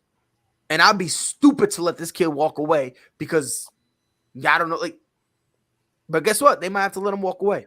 They might not have no choice. 100%. Think about it. Yeah. You're shredding. You're doing what you got to do to reduce your cap space, right? Like you're trying to increase your cap space, right? So you increase cap space just to give it to somebody else. Right. And the problem, Pride, for me was Green Bay did everything right in my eyes. They did everything right. Okay, here, we're going to get Jordan Love. We're going to rock out with, we're going to do the last dance. We're perfectly fine with whatever you want to do. We're fine with that. And then out of nowhere, they were just like, yeah, never mind. No, here's $200 million and here's another wasted first-round pick that we can put on top of the last 10 wasted first-round picks. So it's like, to me, if you would have – and he's not great right now. And I'll say right now because we've seen a very small sample size. Zach Wilson doesn't look great. Justin Fields doesn't look great. Trey Lance didn't look great. The only one that I'm rocking with right now is Mac Jones. But it comes down to it to where, Jordan Love could still be pretty solid. And no one knows that. And then the problem with that is you'll never know. And the problem with it is you still have Devontae Adams. You still have Aaron Jones. So even if he's not great, Mitchell Trubisky standard or just 3,000 yards a season type thing, You have Devontae Adams that's going to boost you at least another 500 yards. You have Aaron Jones that's going to buy you some time. You have Dylan. You have all these other guys. You had everything set up to be able to pay Devontae Adams this money, just like Dustin said. And then you were just like, fuck it. We're going to run with the narrative right now and run with what's close. And we're going to be just like the fans, and we're going to give this guy $200 million when Denver easily would have taken that money on, because they're taking Russell Wilson's money on right now. They're taking so much money on right now that they don't even care. And that was the first option. The second Rodgers gets signed, what, Pride? 2 hours later, there's a trade for Russell Wilson. You know they were waiting to see what happened with Rodgers. Mhm. You know they were waiting. So it's like you messed up, whether it was Jordan Love or not. You could have got Devontae, and it would have made 100% sense. And you probably would have got a lot more. You would have got what? Probably Noah Fant, probably all those first. You would have got Jerry. You would have got Jerry Judy. Yeah, in that deal also. without a doubt. To be honest, yeah. You would have got Adams, Judy on a rookie deal. He's got 3 years left, 5 or 4 if you get the franchise tag on him. It's like you would have got a number 1 wide receiver from Denver, a number 1 wide receiver from Green Bay, probably still Noah Fant, and you A number one tight end in Green Bay, Noah Fant, plus And guess defense, plus Shelby Harris on defense, plus picks. right. And, And it's like, and right here, the funny part, you could have done all that, and guess what? You still could have flipped it and go get yourself a Jimmy G, heck, maybe even a Russell Wilson with all those picks. You still could have flipped it. Yep, Right. and with that pick that they got, the Packers would have been picking 9th. So Right. they could have easily even added to that with that 9th pick that Denver would have given them. right. And you look at it, I look at it like this, Pride, you have Jordan Love, who's a first-round pick. If you wanted to get Russell Wilson and throw all those picks from Denver and your own picks on top with Jordan Love, they're going to take that over Drew Lock in a heartbeat. Mhm. So it's like, and you can get a couple defensive players from Green Bay and give them to him, because you don't, obviously Smith didn't want, to stay unless he got paid. You can give Smith, who gives a shit? But they just didn't, they just ran with the narrative and ran with what was hot and relevant, and that's Aaron Rodgers. I'm just telling you this right now. I'm just hating. No, I think I'll be honest, I don't hate Aaron Rodgers. I don't hate Aaron Rodgers. But I do do. you want I to know do. what Aaron Rodgers really is? Are we ready to have a legitimate conversation? Are y'all ready to have a legitimate conversation? Feel like None of us I- are Aaron Packers fans Rodgers here. is a good quarterback who plays, let's be honest, like a bitch. 100%. And he's a good quarterback who everyone wanted to be great. 100%. When y'all are ready to have that conversation, you let me know. No, like that's Every single where, time you need him to make that throw, he checks down, throws the ball out of bounds. He's got the worst completion percentage on third down. Why? Because he's scared. He doesn't understand what risk is. No, it's because he doesn't want to turn the football over. He cares more about not turning the football over than taking a chance. And why is that? It's not Right. for the betterment of the team. No. It's so next Because so later if- down the if you- road, if you chuck casual it up- fans who don't know football go, Oh, Scott. yeah, he's My boy, Mike. Because if you chuck it up for grabs, who cares? You might get a pass interference call. right. Exactly. But But that's the why- thing though. Like check it out. I've seen more from Justin Fields in half a season trying to force things into a window than I've seen from Aaron Rodgers the majority of his career. ever. No, not majority ever. He Yeah. doesn't force anything. Like he that forced man things couldn't the first- open a window if he was standing right next to it. Like it just No. comes down to that. I watched Patrick Mahomes. I watched Josh Allen. I watched Patrick Edward Brady. Thomas Jr. Edward, No, Patrick Thomas Brady Jr. Edward, And you're gonna be Mike, watching him Mike, again. you You're said right. Patrick You're gonna Edward. be watching him again. Come on, 'cause he's Mike. back. Don't do Hey, this to us. Come on, Mike. you're gonna But be I've watching him seen again. a bunch of guys. I've seen Zach Wilson throw interception after interception, but at least there's the attempt of he's trying. There's a reason why there's always fourth down or why you're not converting is because your quarterback looks at your wide receiver, who's a franchise wide receiver, like Pride said, top 2, and arguably I could say he's number 1. I have him as number 1. He'll look at him. Cooper check Cup is number 1, but You said who? Cooper Cup. Cares. Go ahead, Mike. Rob Scott. I'm going Cooper Cup. Hey, I still, Scott! he put up. I still say D Hop is number 1. He put And up I'm the good with numbers, and I'm gonna put some respect on that man's name. Cooper Cup had a hell of a year, and you say what you want. I know some people get mad because they say he's a route receiver, but hell, I don't care when- if he's a when wide you receiver start- or not. when I don't you- either. when you start garnishing double teams and you still making a way out of no way. After they lost Odell Beckham Jr., everybody and their mama knew that ball was going to Cooper Cup, and he still got the job done. So I'm gonna put some respect on that man's name. I put Just Cooper. real I quick, put Cooper real Cup quick. number 2. Real quick, I'm just gonna throw it out there. You better change your mind right now. Ain't no way to go Ain't no way, no how. Pride soul Because left I his have, body. because I have D Hop. If I have D Hop number 1, I'm putting Cooper Cup number 2. Stop playing. Yeah. No, I got Cooper Cup, Devontae, D Hop. That's There's how I'm nothing going. wrong with that. He's a Cooper Cup is a top. No, you're right. You're right, Greg. There's you're right. You're saying there's nothing wrong with it. You're right, because everything's wrong with it. Ain't no way, no how he's top 2. What are we Cooper doing Kupp? here? Cooper, Dude, the You Rams. talking about the dude that just won the Cooper Triple Kupp? Crown and was the Super Bowl MVP? Look here, man. You Look talking here. about that dude? Look here, man.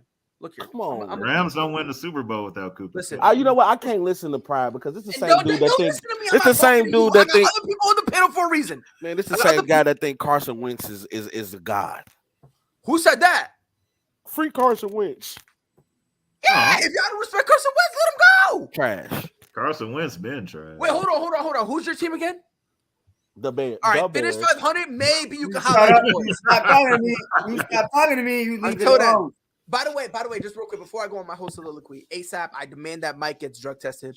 This man did not look that ripped like last week. This dude has been on one, and I'm talking about on Well, God. you know, What we are you? just Are you celebrated. in I San know- Francisco? Because I think you and Barry been chilling with each Did other. you see I him know on it the, too did much. you see him on the St. morning Patty's show Day last is not week? He was until- walking. I know St. Patty's Day is not until next week, but we just had a party out here in Chicago. Mike has been working out, lifting beers. Nah, The Mike man been, is lifting, cut. Mike been lifting other things, bro. I got in all seriousness, I got cleared. I tore my groin playing baseball last season. I finally got cleared. So I've been in the gym like the last 2 weeks every single day. It's been great. It's been great. And I've been at the bar, obviously. Yes, Lord. Oh, If come you, on. if you read in case the people didn't know, I'm 4% Irish, so I've been celebrating too. everybody's Irish too. But like, Yeah, in case you didn't read the ASAP Network group chat the last 3 days, he's been on one. fairly obvious I've been. By the way, tonight we're starting another argument. We're 100%. starting another argument. I wasn't even planning on drinking, but I'll start just to start. No, we're gonna start an argument and we're gonna pretend that we're drunk. That's You what should we're have doing. heard. You should have heard drunk Mike's grunt when he saw Freddie say something about Derrick Rose's knee. I said, "Whoa, no!" Hey, yo, by 4. My girl was like, "What's Disrespect for wrong?" Derrick I said, Rose "Go be away. real. Go away." I got bitch. Disrespect for Derrick Rose be real. Oh my God. The same man that pours the violin for Anthony Davis. He's like, Derrick Rose's ACL is non-existent. And I'm like, who are you talking to? When it was existing, he was giving the people the business in the NBA. Hey, just know, Pride. I'm gonna say it like this for Rose and AD for Freddie Henderson. Man, if I got shot and Freddie got a splinter and he was bitching more about the splinter than I was about getting shot, shows more about who's a better man. But hey, that's not neither. Well, I here mean, nor hold there. on. No. That's neither here I nor think there. Talk your stuff. Talk your Hold on stuff, now. Mike. No. Don't tell him that now because I think Freddie's a better man because what you doing getting shot? Listen, people get shot every day. There we go. Yeah. Hey, look, What up, man? don't stop believe. I can't stand y'all. Look, man, and here's my thing when it comes to this whole Packer situation, bro. It's hilarious to me. I Really love is. it. I love that shit. Yeah. I love It's funny. It's funny to me because guess what? Let's be honest here. They've been giving Aaron Rodgers everything he wanted. Mm-hmm. Now this is the first time he's portraying. They're finally giving me what I want. They've It's just gone so all in. funny. They've gone all in the last 3 years for him. Right, but he doesn't want to admit that because that means the pressure's on him. And then when he flames out in the postseason, all of a sudden it's not my fault. Right. It's everybody else's fault. I'll say though, probably not to cut you off to Dustin's point. I think 2020 they messed up. They messed up big time because they could have got Claypool, they could have got anybody, and they picked Jordan Love, which I understand. At the moment, I understood, but you didn't have to do it in the first round for. No, you didn't. You know what I mean? Like they didn't go all in. By trading up and getting him, they left Brandon Ayuk on the board, and they could have taken Brandon Ayuk in that same spot. Okay, but hold on now. Hold on. But hey, Pride, to your upper point, management every other was year so- they've gone all in on him. I'm But not here's Upper the thing. management was so hell bent on trying to show Rodgers we can live on without you. They should have. They did all that shit just to give him $200 million. Right. They should have just. You know, if overhype had a picture, Aaron Rodgers' face would be right there. It'd be But like my thing if is- Pride's girl, because it's an example because I can't hold down the woman. If Pride's girl was like, listen, I don't want to be here anymore, blah, blah, blah, blah, for years and years and years. And then Pride out of nowhere was like, I got a new shorty. I love her. She's great. And then Pride came back the next day with a ring and proposed to the girl that he said he was going to leave. Dumb. That's dumb. What are you To talking be about? honest. By the way, I'm hold on. What we Hold talking on. I about said here? it's dumb. Hold on. Let me clarify. Hold on. Whoa. Because y'all mofos gonna clip me. Hold on. Time out. Hold on. Uh-oh. Nate, I'm not saying. Hold on. I'm not saying the thought of marrying you is horrible. My love, the light of my my dark tunnel, the apple of my eye. I love you, and I cannot wait to marry you. It's just in this situation is what he means. Yeah. Also, Pride. Don't this is get for don't you. get Pride killed. Free Pride. I don't know if you just saw it, Dustin. Jacob deGrom has planned to opt out of the 2022 season. He does not want to play for the Mets ever again. So that just came out. But You're a that's pussy. I got that already. You just got Max Scherzer. You pussy. Pride's going through it, bro. Oh, Nah, bro, because Ah. I feel bad for Max Scherzer because everywhere he goes, it's always something.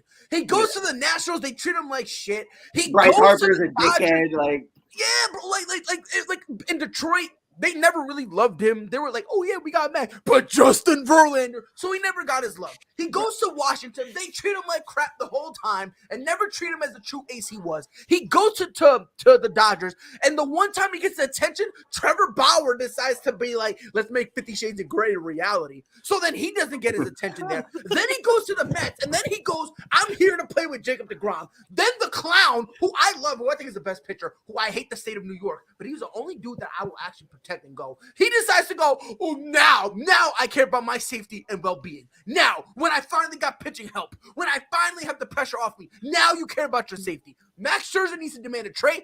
Max Scherzer, opt out. Opt out. Do you know I'm sick of the disrespect on Matt Scherzer. Do you know how I am so uncomfortable it has to be to like stare Max Scherzer down and notice that he's got two different colored eyes? no, I knew a guy like that. I knew a Every guy time like you see him pitch, it's got to be the weirdest feeling for a hitter. Like, oh god. See, Bro, my that's why thing they is- can't hit him because there's two boys staring at his eyes and not the ball, bro. Yeah, I that's the can't see problem. that far, so I just never had that problem. I was just out there, like, I don't understand why. I have like, glasses. I swear. Hey, Bob knows. I could see the ball coming. Outside of that, I got no idea who I'm looking at. Bro, but it just bothers me so much. Like Max I see Scherzer, Pride. That was a great soliloquy. Bro, Rob, you don't understand. I am a Max Scherzer. If you think I'm a LeBron James stan, I'm a Max Scherzer bitch boy. That's what I am, bro. That is my dude. Yeah. Like he got what, 3 years, 150? Someone fact check me on that. 3 years, like 140. Wasn't it It's like 3 3 years, years, 140. Guess 3 years, what? 140. Yeah. 3 years, 140. I would have had no problem doing 2 years, 260 for him to come to Boston. Wait. 3 years, 140, like 140 million. Million, baby. 3 years at 140 is what. Wait, 3 years? Yes, and he a pitcher, baby. Damn. He a pitcher. That boy. Hey, Mom, why Boy, you that didn't get movie me into every game. baseball? And You ain't never asked, bro. That's why my son's playing baseball right now. I'm like, you I want to would've make done- money, do that. And Rob, I'm not joking. I would have done 2 years, 260 to have him here so he could finally be in a situation where he is loved, valued, and respected. Lord Jesus. Sure, He goes to the Mets. He goes to the Mets, which is a cesspool of a franchise and a cesspool of a state and a borderline cesspool of a sport because of what Rob Manfred almost did to them. And he goes there and he says, I'm here for one person and one person only. Jacob deGrom? Where'd everybody go? Max Scherzer looks like Will Smith in last episode of Fresh Prince, bro. Like, Hey now. everyone's going, man. Hey Will now. Smith and I Am Legend. At least the Mets still have furniture in the house. Oh God. I'm sorry. I don't watch baseball know like about that, but I can Right. tell Just you hold this, indoors, this hurts probably. you, Rob, Brian. this is the one time I'm glad you don't. I'm so glad you don't. Because I'm gonna put it to you this way. Listen. Imagine if Tom Brady was just completely ignored. Yeah, I'll be hurt. Imagine ignore him. if Don't ignore Drew the goat. Brees. Imagine if Drew Brees went his entire career putting up phenomenal stats and no one caring. Then, when Drew Brees decides to go to another organization, he goes and imagine he went to Detroit. And all of a sudden, everybody left, and they're like, And imagine he goes to Detroit and he says, I want to play with Calvin Johnson. He signs there, they go, they start loving and hugging and kissing each other. And all of a sudden, Calvin Johnson goes, you know what? I'm retiring. I'm hurt. Matter of fact, I got the perfect example. Kyrie took sabbaticals. Now imagine it's a permanent sabbatical. No, yeah, this one's that. What? Rob Scott. A permanent sabbatical. Bro, Rob couldn't even handle the story, man. He He's can hurt. handle He's so it. hurt he couldn't even handle it. He had to leave. I'm being serious, That's what bro. happened. Imagine if That's why James Harden left. No, yeah, 100%. I took a step under James Harden because at least James said, "Get me out of here." Jacob DeGrom, I'm looking up. He hasn't even demanded a trade. No, he Yeah, just said I'm not that's playing. right. He just said I'm not playing. I'll wait for free agency next year and take my That's like then. hilarious. Let that sink in. He a good Let that dude, sink bro. in. I'm not going to demand a trade. I'm just going to sit out. Hey, Jacob DeGrom to the Cubs. Let it happen. You do gotta wonder though, and I'm not saying what he did is right, but you gotta wonder if being hurt as often as he was hurt last year has something to do with it. I think it I 100% said, listen, I'm does. going to say this right now. And I said this before. I said Max. No, I'm sorry. I said last year. I said Jacob DeGrom is gone. I told him to shut it Have a down. good one, brother. He's gone. I knew he was going to be I gone. felt But like told he him- was a couple pitches away from Tommy John, to be honest, and that's why I feel like this is going to be a big part of it. Is that he's not trying to hurt his free agency stock, so he's just going to say, I don't want to play for the Mets organization, but in reality, he's just trying to stay healthy. Yeah, I But, think it but does. I'm okay with that. But here's where you make no sense. You're not taking a year off. You're not going to get as much. That's one. And two, you have help.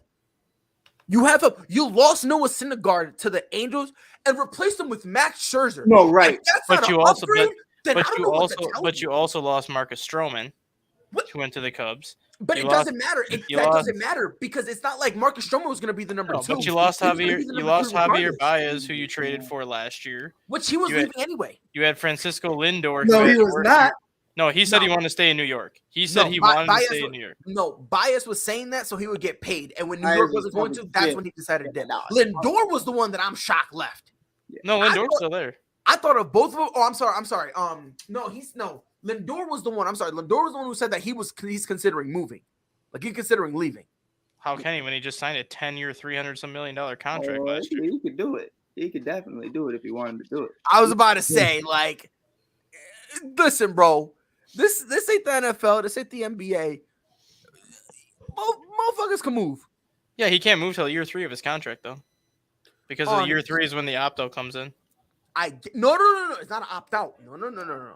Well, he can just like leave after year 3, Yeah, but he's still got to be there 2 more years. Right, no, but that was what which Pride's is fine trying to because say. he Is still like, gets paid nicely. when they asked him, like, "Are you going to be here the entirety of your contract of what it's?" He supposed said to be?" no. He was like, "I have no idea." Yeah, Like, I will have to see where we're at, and then we'll have a conversation about it. And your butt buddy and Javier Baez, who I love, Javi, shout out Javi, but that's my boy. he's done more harm than good for the Chicago Cubs organization, and that's just and for himself as a baseball player. So when you're striking out 70% of the time, like if I'm Francisco Lindor, I don't care if Pride and I have been best friends since the first grade. I'm looking at Pride and I'm like, dude, 70, like give me a good 50 or something. Like that's something to work with. But it's really bad to that point. And then you got to think the other 20% are ground balls, and then that 10% is like, oh, he got walked, and it's like, okay. And I love Jacob DeGrom, but where I kind of just don't. Yeah, this is gonna be. I'll let you finish first because this is kind of where I'm gonna get on DeGrom on this one a little bit. Yeah, and I love DeGrom, but you now have a point where you can comfortably be the number 2. And now there's less on you, so it's less taxing. Right. Now you don't have to go. And on top of that, with free agency being there, you now don't have to kill yourself for wins. You can just, just pitch to get, pitch to prove you're still a good pitcher. This was last year, I was okay with him, being gone because obviously it was nothing but injury after injury after injury with him. Right. So I was okay with that. This year, and again, I love Jacob DeGrom. I think he is a top 2 pitcher. I think he's the best pitcher in baseball. And I think Max Scherzer is right behind him. And I think everybody else is just pounding sand to see who can get close enough to third to be mentioned in that with them. Garrett Cole, I would say, is third, or Shane Bieber. Garrett Cole doesn't even deserve to be in this conversation. He's a glorified number 2. Bieber, you could put in that conversation. Maybe. I'd like to see a little bit more from Bieber. Yeah, I want to give me one more year, and I'll confidently put. He's climbing up though. He is climbing up. I have him right now. I can't put Garrett up there until I face Garrett all the time. And I guess okay, fine. I guess I would say if he can duplicate what he did last year, put Corbin Burns in that conversation. Corbin Burns is solid. If Corbin Burns did Yes. anything close to what he did last year, you could say Corbin Burns is number 3. Just in the ballpark, yeah, and he doesn't have to repeat it in the ballpark. Right. And I think he's in. That's And like with another Corbin, dude. I don't take wins and losses with Corbin because he's stuck in Milwaukee. Like that's the biggest problem. But Right. like with Garrett, it's like same thing with Corbin. I've seen Corbin play in person, working for the Cubs, and I love everything I've seen. What I saw from Garrett Cole in Pittsburgh was nothing close to what I saw with the cheating assholes in Houston. And then to see it in New York, the second the spider tar shit came out, Garrett looks like dog shit. And it speaks volumes to what's going on. And I'm not going to sit here and say that it's 100% factual, but the writing's on the walls and you just got to be smart enough to read it. So, I mean, that's just what it comes down to is that guy is not going to duplicate anything. But, Justin, before you go to your point, I do think Pride, I'll say this. If it's as close to Tommy John surgery as some people thought it was going to be, he's 33 years of age, turning 34. If that were to tear, if it's, let's say, You're talking about yeah, let's say him and his camp understand, listen, if you go out there, it's going to tear. You're going to miss 2 years. You're going to come back when you're 35. Mm-hmm. And he's on it's probably one of his last big contracts because he's 33, turning 34. I would hold out too, and I understand you're going to make less, but you're still going to probably make $80 to $100 million because you're Jacob deGrom. I get if that. you get Tommy John, what are they going to pay him at 35? It won't be that, but it'll be like 60. I don't know because it's been I think it'll be 60. it's been 3-4 years at that point since you pitched because you missed 2021, you didn't pitch 2022. That's the situation that the Cubs are running in with Braylon Marquez right now. Right. Braylon Marquez is their top prospect who throws like 102, 103 at 21 years old. Is that Diesel dude? Yeah. The problem is he's thrown 1 inning in the last 3 years because he's had – no, not him. That's Manny Rodriguez. That's so Brock solid. Look at this kid. I love Manny. Manny's good. That's people. Manny Rodriguez. Manny's good people for sure. But yeah, Braylon Marquez has thrown like 2/3 of an inning the last 2.5 years because he's been dealing with arm injuries and shoulder injuries. So by the time he's 100% healthy, it's going to be 3 years since he's legitimately thrown a competitive game. Right. That's why in my personal opinion, if the Mets are like, hey, here's Jacob deGrom, we just want a young guy in Braylon Marquez, I'll do it. Here, I have him. I don't give a shit. I'll give you Zach Davies, Jacob deGrom. I'll send him myself. I'll drive him out there. I could give a fuck. Like, I'll take Jacob deGrom. I want to keep Braylon Marquez. We can turn him into the next Aroldis Chapman. I'm good. Put him in the 8th and 9th inning and let him go to work. Justin, I just want a jersey I can be proud of. I'll take Jacob deGrom. I'm fine with that. My thing is, look, and here's just kind of where I'm, and I understand what you're saying about that. I really do. DeGrom's big issue right now is he made it clear to the Mets that he wants to be the highest paid pitcher. Now that they got Scherzer, the Mets will not be able to give him the same kind of money. Right. So now DeGrom's like, fine, I gave you the chance to make me the highest paid pitcher before you brought in Scherzer, and you didn't do it. So guess what? Now I will opt out and test my luck somewhere else. 100%. Dog, it's just. I think part of it does have to do with his health, but I think part of it has to do with Scherzer getting paid the money that DeGrom basically told the Mets he wanted to get paid. I'll be honest. I'll be 100% honest with you. I don't think it's health. I don't think it's money. I don't think it's anything like that. I really don't. I just think he's at the point right now where he's sick and tired of this franchise, and he would rather take a pay cut to go elsewhere. 100%. I don't think the money that he wants. I don't think he's getting. No, I don't think like what Scherzer got. He's not getting that. I think he understands that, and I just think he's saying that so that way he could put the Mets in a situation where no matter what they do, they can't retain him. Even if he takes a year off, I could see him getting 3 at 100, 3 at 110 next year, which would be roughly $34 million a year, which is not bad. That's not bad. That's respectable. That's respectable. Or or depending on where he went, I could see him getting 5 at 150, which would pretty much lock him up till he's 39. Well, I would consider 5, only because his command is top tier. Wait, 5 what? 100 million? No, like 5 years at 150 million is what I think. Rob was like, man, oh my God. I say, damn, they making that type of money in baseball. Keep him till he's 40, and do 175. Because the thing is, what I like a lot about and you could front load it too. exactly. You could give him like 45 million a year up front the first 3 years and take that down So to 30 the last couple. The last year that way it's cheaper, and on top of that, what I really like about Garrett, I was about to say Garrett Cole, what a clown. What I like about Jacob deGrom is the same thing I like about Max Scherzer.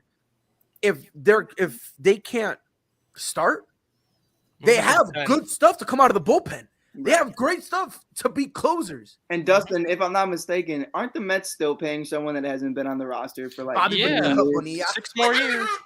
6 more years. 2031, I think it is. Yeah, like no, he's got I think 30 years is what they agreed to. He's at year 24 right now, so he's got 6 more years of getting paid. His annual $1 million a year. That dude's living. That guy loves his damn life. He's living. But I don't know, man. For me, I just don't. I'm sorry, Pride. So Pete Alonso was in a brutal car accident. He says his car flipped 3 times.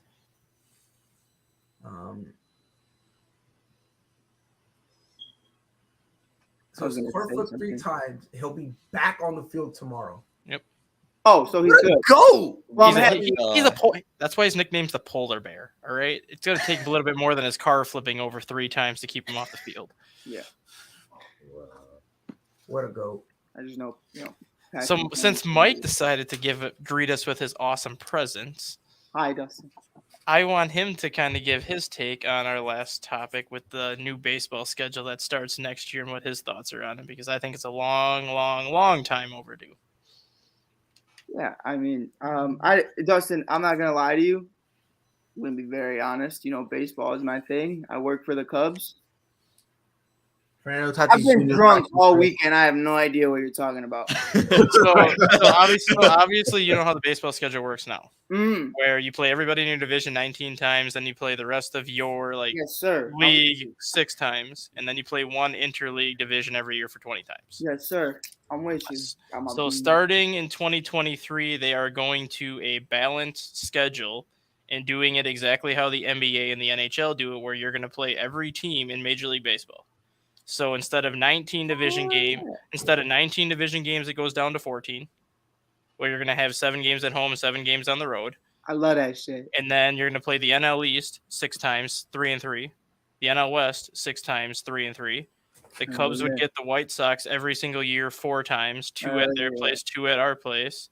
And then the other 14 teams in the American League, they would play 1 3-game series against each one of those teams, alternating each year where they play the game. So if they were in Chicago in 2023, Chicago would go there in 2024. Right. I love that shit. That's beautiful because it's like who wants to wait 3 years to see Mike Trout or Shohei? Exactly. Like it's like I've been waiting. I waited for Mike Trout 7 years. 7 years. 7 or 8 years until he got to Chicago that first time. Yeah, I finally got. Not even that. Like because I love Nolan Arenado. It took forever. Fucking hate Nolan Arenado. Well, and he hates you too because you're a piece of garbage. All right. No, you're Chicago. No, I love Nolan. I hate what happened to Nolan. That they just traded a bag of chips for Nolan Arenado, and I was just I'm so glad it happened. I really am. I'm so glad. You want to know why, Mike? It hurts my team though. Is the problem? All due disrespect, fuck him. All right, my guy's probably out of there. Every guy is your guy except anybody on Boston, though, right? You said what? Huh? You said and everybody's my guy except someone who's on Boston. You said? I'm just saying, like, hey, probably I never hear you showing love to any old Boston players. Xander Bogaerts, that's my father. Okay, Rafael Devers is brother. Wait a minute, you were not. Oh, I wasn't here last year. I wasn't here last year. I was a mess. Oh, really? When we made our little playoff run, bro, I was a mess. When we beat the Yankees, I was surprised. I was like, cake. It was easy. We lost to the Astros. Yeah, 100%. I wanted them to take that series too. But, to Dustin's point, though, it comes down to it. Like he said, I waited 7 years to see the greatest player of all time play one time, and he did not get a hit that game. And I was pissed. I was mad. I was drunk. Greg, if you would have seen me, I was gonna go out there and I was gonna hit the ball my damn self because Mike Trout couldn't hit water if he fell off a damn boat. And yeah, I mean, it just comes down to it to Dustin. What the fuck did you just say? Jesus Christ. I mean, fuck it. Who cares?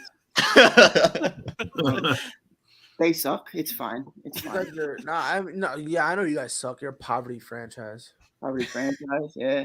Poverty. When's the last time you won a championship? I feel like Freddie every time I say I that. mean, now. a freaking $5 billion owner treating our team like we're a poverty franchise, but I'll leave that for a different day. Yeah. Yeah. I mean, we want a championship. You don't want to have that conversation. You don't have the conversation. No, I say it all the time. I said the fact.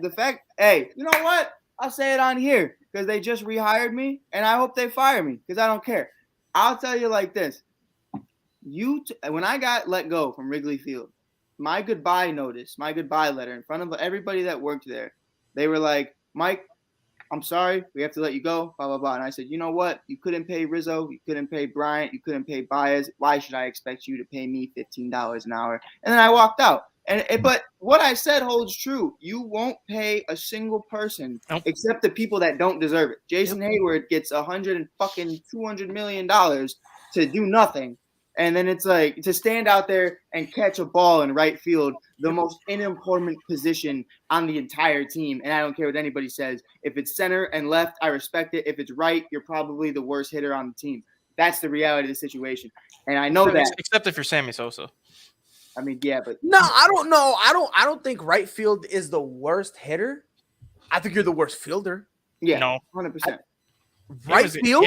Hayward's got 8 Gold Gloves in right field. No, he does, but that's just because he doesn't want to play left or center. Exactly. Yeah, relax. Like when he's a Gold Glover. Why? Because it's by default. Because you got to give a Gold Glove to a right fielder. Like if you're a right field, your arm is weak. Let's call it what it is. Let's not sugarcoat it. Yeah. You're a horrible fielder, but you're a great contact hitter. He just doesn't have the arm. He doesn't have the arm anymore. Yeah, but like what Mike said too, Ricketts got his championship. And now all he cares about is making money with everything that he's built around Wrigley Field. Yeah, instead of putting the money on the product on the field. He only cares about the profits he makes with the hotels, the profits he makes with everything that he's put into that stadium. He don't care if he puts a winning product on the field because Cubs fans are stupid, and I will admit that because no matter how bad the team is, they're still going to sell out every single game. And Ricketts knows he's going to make a profit regardless of what kind of product he puts on the field. Right, but when they traded the core as someone who was there physically, well, yeah, the first couple like weeks, the first month was terrible attendance. Yeah, but then in September, you started to see the people come back because they started to play well in September again. Right, 100%. But that's why I said he doesn't care because he knows he's going to make profits no matter how bad that team is. Right, and it took people 6 years to realize it, but you could see it already in 2018. Right. That he didn't care about improving the team. It was more like, we're just going to build around Wrigley Field, make all this money that I can make 12 months out of the year as opposed to 6 months out of the year when I have a baseball team. I don't care if we're your last place team. I'm still going to make money off of what I built. Right, 100%. And do you remember his press conference? You know, when he bought the team, do you remember this press conference? Yeah, and it was talking about wanting to change the narrative and try to. Well, not only that, he said that he didn't actually want to buy the team. Right. And that his dad talked him into it because his dad basically said buying the Cubs is an investment because no matter what they do on the field, fans are going to show up and fans are going to spend money. Yeah. So right there, that tells you that he was never really in it to win it. He was in it to build a winning team to get the people to show up. And then once they showed up, and now he's just treating it like a business where he's just going to do what he needs to do to make money regardless of what the product is. Yeah, it's just coming down to it at the end of the day. Like, it's like, and Pratt, I know you understand it because Boston was kind of the same way for a little bit, but you know, Theo came in, and even when Theo left, like they still kind of kept that culture, kept that understanding of, okay, we're going to start using money, we're going to start bringing guys in, we're going to start drafting and evaluating talent. Theo Epstein, to me, did a great job, did a phenomenal job with the Cubs, and I feel like they could have been a potential dynasty. Where he messed up was trading the entire farm for question mark guys who, they're going to become the face of the franchise. No, they're not. And that's been his biggest knock, even going back to Proston. I think probably can attest to this too. Theo Epstein is a master for building a championship team. Right. his biggest knock is once he builds that championship team, he has a difficulty sustaining it And the because big part for he me, doesn't know what prospects to keep, which ones not to keep, and he I doesn't don't know. I don't even think it's that. I think he gets bored. Like I Yeah. genuinely think he like in fantasy football, I get bored. I'm like, you know what? F it. I'm bored. It's 11 at night. I'm gonna make a trade. And that's what I think Theo Epstein does. He gets really compliant. He's like, okay, you know what? I want to do something, but I want to do it now. Like he has no patience in waiting for guys to develop. So he just makes trades for guys who are already in the league. And guys like Jose Quintana, who are like they look great on the White Sox in 2016 because Stupidest trade ever. I'm yeah, so they're dog shit. So there's a reason he looks great. Like he's the shiniest piece of shit on the entire team, and it's like, Dustin, freaking what the fuck, man? Why do you keep saying horrible things? because I have MLB Network on my cell phone over here on the corner. Oh yeah, not yet. Oh. He fractured his wrist, so he's out like 3 to 4. He Hey, that's what fractured his happens when you. I'm gonna say it like this, Pride. I know you're not gonna like this one. That's what happens when you pay somebody after only having one season of play. I'm happy you sit on die on that hill because Did you gave hear that how he man. fractured? Did you hear how he fractured his wrist? No, I don't give a shit how he did it. You still, He was standing in the on deck circle and took a fall ball at it at training camp. man, I don't even care. I don't Oh, even care. wow. Mike's just buzz, bro. You don't care. Yeah, I love Mike just feeling it. That's all. Mike in love full Tatis. flow. My anger is circulated down to Mike now. No, but Tatis, and I think Pride and I have talked about it. Tatis is an amazing player, but in no way, shape, or form did you just play 60-something games and get a 10-plus year, $300 million contract. That's what the Here's fuck. my thing. No, well, honestly, here's my thing with that. I don't mind that deal. I really don't. I don't think it's bad. The only thing with it, by the way, the Dolphins and Chase Edmonds, 2-year, $12.6 million deal. And the Dolphins re-signed somebody else for like a 4-year or 5 year, $60-some million extension. Yeah, and I can't pronounce. it's a $6.1 million guaranteed deal too. So Yeah. bless his heart, bless her heart. But what did Mike just say? Something about Tatis. He Right. did the deal. I have no problem with the deal. My thing is, at some point, you're gonna have to consider just saying, all right, you're not playing defense. Like, I wouldn't put him out in the field anymore. Right. I think at some point that's something you have to consider, and you need to consider heavily because it's getting. And again, I am Put him as a Fernando- DH and be done with it. Yes, that's what I would do. Which sucks because now you have their true worst contract on their roster, Eric Hosmer. Like now he's already the odd man out. I mean, Hosmer can play good defense at first, though. Right. They want No, right for now sure. what I'm hearing. Hosmer's good at first, so he at least has that going. He is, but the problem with that is like it's a 3 years, I think $60 million deal. They want him and Will Myers off the books Yeah. so that they could do stuff. And honestly, and I hate bringing it back to the Cubs, but the Cubs are in a spot where it's like, who gives a shit? They even said they're willing to give up top prospects to get these guys off the books because they're ready to win now. If they're gonna give prospects and Will Myers and Eric Hosmer, it's like I'll do it in a heartbeat. Because yeah, you can put Hosmer at first. You can put Myers at left, or use Myers as a DH. I mean, 100%. that's a good move. No, I would put him at left. I would leave him at left. Yeah, I mean, I would with put him Ian because Happ, you need to with put Ian Fernando Happ at having an DH. elbow surgery too, that's perfectly fine. You need to put Fernando at DH. Yeah, You have to at this point because every single time, like, I think you're really gonna start to see that now a lot, though. Pride, with that universal DH coming into play, take Mike Trout out of the equation because Mike Trout is still a Gold Glove caliber center fielder. right. I think you're gonna start seeing a lot of these teams save their best player and use them as a DH. right. Like Vladimir Guerrero Jr., I can guarantee you is going to play so much less time at first base this year. Oh, Yeah, 100%. Primarily stick at DH. And also it's also like that is now going to be their day off. Yep. Because again, with the universal DH, what I like about it, there's nobody who has to be the DH. There's Right. nothing like that. It's like you can switch it up. Like So Pete let's say- Alonso will start seeing more time at DH. More- Like he'll probably Rafael play first Devers, base 5 days a Xander week. Eloy Bogaerts. Jimenez, a bunch of You know what I mean? Yep. Like those. If you go through every team, if you want to go to the Houston Astros, Alex Bregman and there's gonna be Alex Bregman and Jose Altuve. You're gonna see Probably. them play a little more DH. So that way, when they get the rest days, instead of just sitting and doing nothing, they're gonna put them at DH. Do you know what I think? mean? Do you think that's gonna hurt a lot of contracts though in No. the future? No, No, no. It's like you're paying this guy, let's say $400 because Shohei set the standard for it.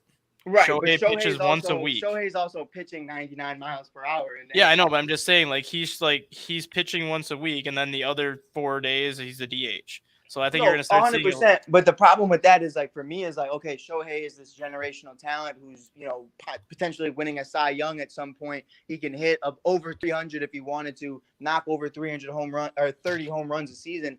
But then you look at Eloy Jimenez, fat boy who keeps tearing everything anytime he plays in the outfield. You have to pay him like a DH. You can't pay him like your average outfielder or like your everyday starter because he's not. But what's tough about that is David Ortiz made a living as a DH. You're almost going to start having 100%. to pay, but there's going to be a premium on DHs now because now that it's universal, now the DH position is going to be more. Because remember, before in the NL, DH was like what? Like you just would see Darvish kind of before Shohei Ohtani, the best batter in terms of baseball that we've seen in a while was Madison Bumgarner. Before Shohei, that was the best. You know I thought Jake Arrieta was starting to make a run for his money for a little bit. The no batting gloves swinging a tree trunk, Jake Arrieta. Oh yeah, steroid Jake Arrieta is my favorite Jake Arrieta. God. But again, it's interesting. You know what I mean? I just don't. Again, for me, I think the whole thing with the damn words are hard for me. I'm stupid as shit. That's okay. Fuck, man, I gotta take an IQ test. What was I saying? I don't know. I don't think the DH is going to affect anybody's contract realistically. I think that's going to help people get more money just because they can use them both in the field and as DH. Rob Scott, but I think it'll put a little bit of a premium on it because there's still going to be some teams that are just going to be like, yeah, nah, we still want to, like the AL. Nothing's going to change in the AL. No, for me anyway. I think the AL is going to be perfectly normal where they'll go get a guy specifically for DH. Right. You know what I mean? Well, I think it's the NL who's gonna panic because if we're gonna be honest, it's the NL that's the most crippled division. Yes and no. Because Kyle Schwarber is gonna make bank. Oh yeah, specifically 100%. Just being a DH only. Bank, bro. 100%. He's gonna get probably a 5 at 100 just to be a DH. And nobody's gonna complain. I first met Pride. I told Pride that I go, dude, I always wanted Kyle in Boston. Kyle emulates Boston to me. Yep. He's big on the police. He's big on supporting, first responders. I was like, this guy as a DH in Boston can live out his. Nobody's gonna hesitate paying Schwarber $100 million for 5 years just 100%, to be a DH. 100%. Just to be a DH. Same with Anthony Rizzo now, knowing the back problems that Anthony Rizzo had. Yeah. Instead of him getting a 2-year, $30-40 million deal now, Rizzo could easily get a 4-year, $80 and split time between DH and first base. Yeah, 100%. Because DH is going to save Rizzo's back for the long term. Somebody's got to save that money. So the NL is going to actually, I think, do better than the AL because now they're going to have a shot to take some of these players off AL rosters and plug them on their roster to be a DH. And it's more fun to me because it's I think of it like this, and maybe it's just me being biased, me thinking, me thinking in the now and not back then. But I truly believe if the Cubs had a DH back in 2016, we don't part ways with Eloy Jimenez. We don't part ways with Jorge Soler. We don't part ways with Kyle. Soler, I think we do because of Eloy. Yeah. No, but you know what I mean? We don't part ways. We don't just cut him just because. No. That was the dumbest shit I would see. And I would get so frustrated about it because the American League, they're just like, oh, yeah, we have guys in the farm system for years that can just rake 30 home runs a year. And it's we don't get a chance to do it because we're trying to find pitchers that can combat that. And it's the most annoying thing on God's green earth. It just pissed me off. But, I think there's a lot of different ways it can go. But right now, I'm really just enjoying that baseball is back, but that I don't know if you saw that Josh Donaldson trade last night. Dumbest shit I've seen in my life. No, I know. Right here's the funny part. Last Yankees fans are winning it again this year. Yeah, well, here's the thing with Josh Donaldson. Josh Donaldson was always known as a doubles machine. He went from a doubles machine to probably 50 home runs with that short left field fence. The guy's gonna just thinking tomahawk a 330-foot liner And off that's the damn fine. pole. And that's fine. He's gonna get all his home runs, and the Yankees still gonna lose by 4. What are we talking about at this point, bro? Their bullpen is still horrible. Their rotation is mid at best. Like, congratulations, you plugged up a couple holes on a ship that has like 15 holes. How does everyone else feel about the schedule though, going to like how NBA and NHL do things now, where you are going to have a chance to see every team every year, as opposed to waiting like 3 years? Can I be honest with you? I don't care. That's Because you know a what good they're gonna answer. end up doing? There's gonna those games. Guess what? There's gonna be more blackout. There's gonna be more blackouts. Yeah. Those games that guess what? Those games they're gonna hype up. Guess what? Oh, blacked out. Well, yes and no, because then you have to take into consideration Cubs and Yankees, Cubs and Red Sox. That's going to be a national game every year. Who Because- cares? Stupid Cubs. But I'm just saying, like, they're going to get more national games out of it because new rivalries are going to be created. More historic franchises are going to face each other every year as opposed to every 3 years. So, yes, there might be some blackout games added, but I think more national games will get added too because of the teams that they're going to see. You think so? Yeah. Honestly, I think it's a good idea. I just don't think it's gonna work because I don't like the blackout. I don't Baseball will eventually get rid of the blackouts because they will have no choice. 100%. They're gonna have to. Unfortunately, it's still gonna be at least another. It's still going to be 5-6 there for years. another couple of years, but they're going to have to get rid of it. Right. And if you remember, probably the last time the Cubs and the Red Sox played, they were on ESPN on Friday, FS1 on Saturday, and then ESPN on Sunday. So all That's three of their gonna be games got all three of their games had a national spotlight. So you start adding Cubs and Red Sox every single year, Cubs and Yankees every single year, Dodgers and Angels every single year. Like, you're going to have a lot more national games because these rivalries are going to start being a yearly thing as opposed to every 3 years. I hope so, man. Because honestly, man, like I don't like waiting 8 years to see Mike Trout.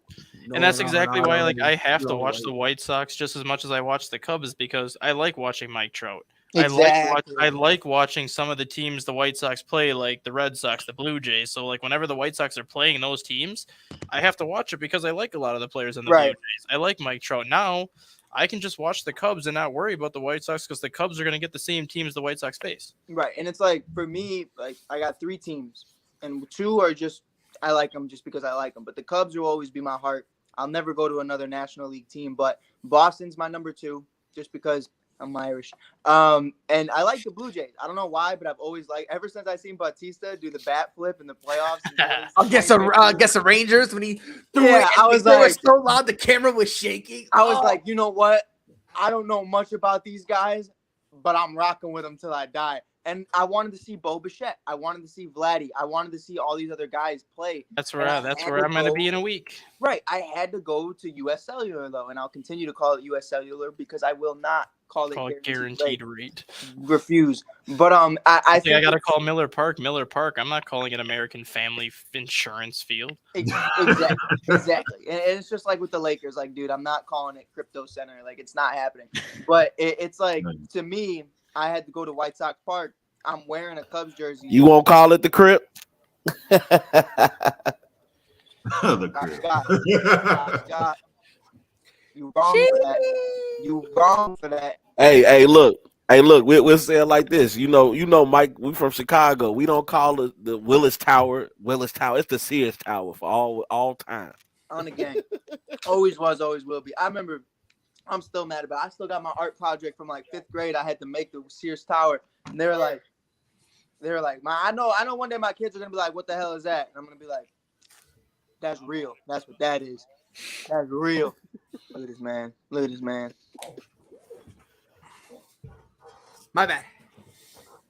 Looking at the wrong way. I could do that too. Let me get my Mitch. Never mind. Let me get my Jay. Never mind. Let me get my Nick. Never mind. Never mind. Let me get my Andy. Hey. No. Never mind. Let me get my Justin. Wait. Never mind. I don't know how they feel about Justin yet. Hey, Pride, this is what we agree at, man. Show that jersey proudly, brother. Yeah, Mike, what you were just saying too, Mike. I'm going to be in Florida for 2 weeks starting next Friday. Mm-hmm. My son is a Blue Jays fan because of Vladimir Guerrero, so we're taking him to a spring training game when they're in Dundee, Hell just yeah, so he can bro. just so That's he can what's up, bro. just so he can see Vlad Guerrero. Yeah, as you should, bro. Because it's like especially that because it's like those guys are in a different country. So it's like what are the chances I'm ever going to be able to go to Toronto? When am I going to be able to afford to go there? I have to get a passport. I have to do all this other shit. Rob Scott knows I'm from Chicago. 90% of the dudes my age don't even have licenses, nonetheless a passport. So it's like Facts.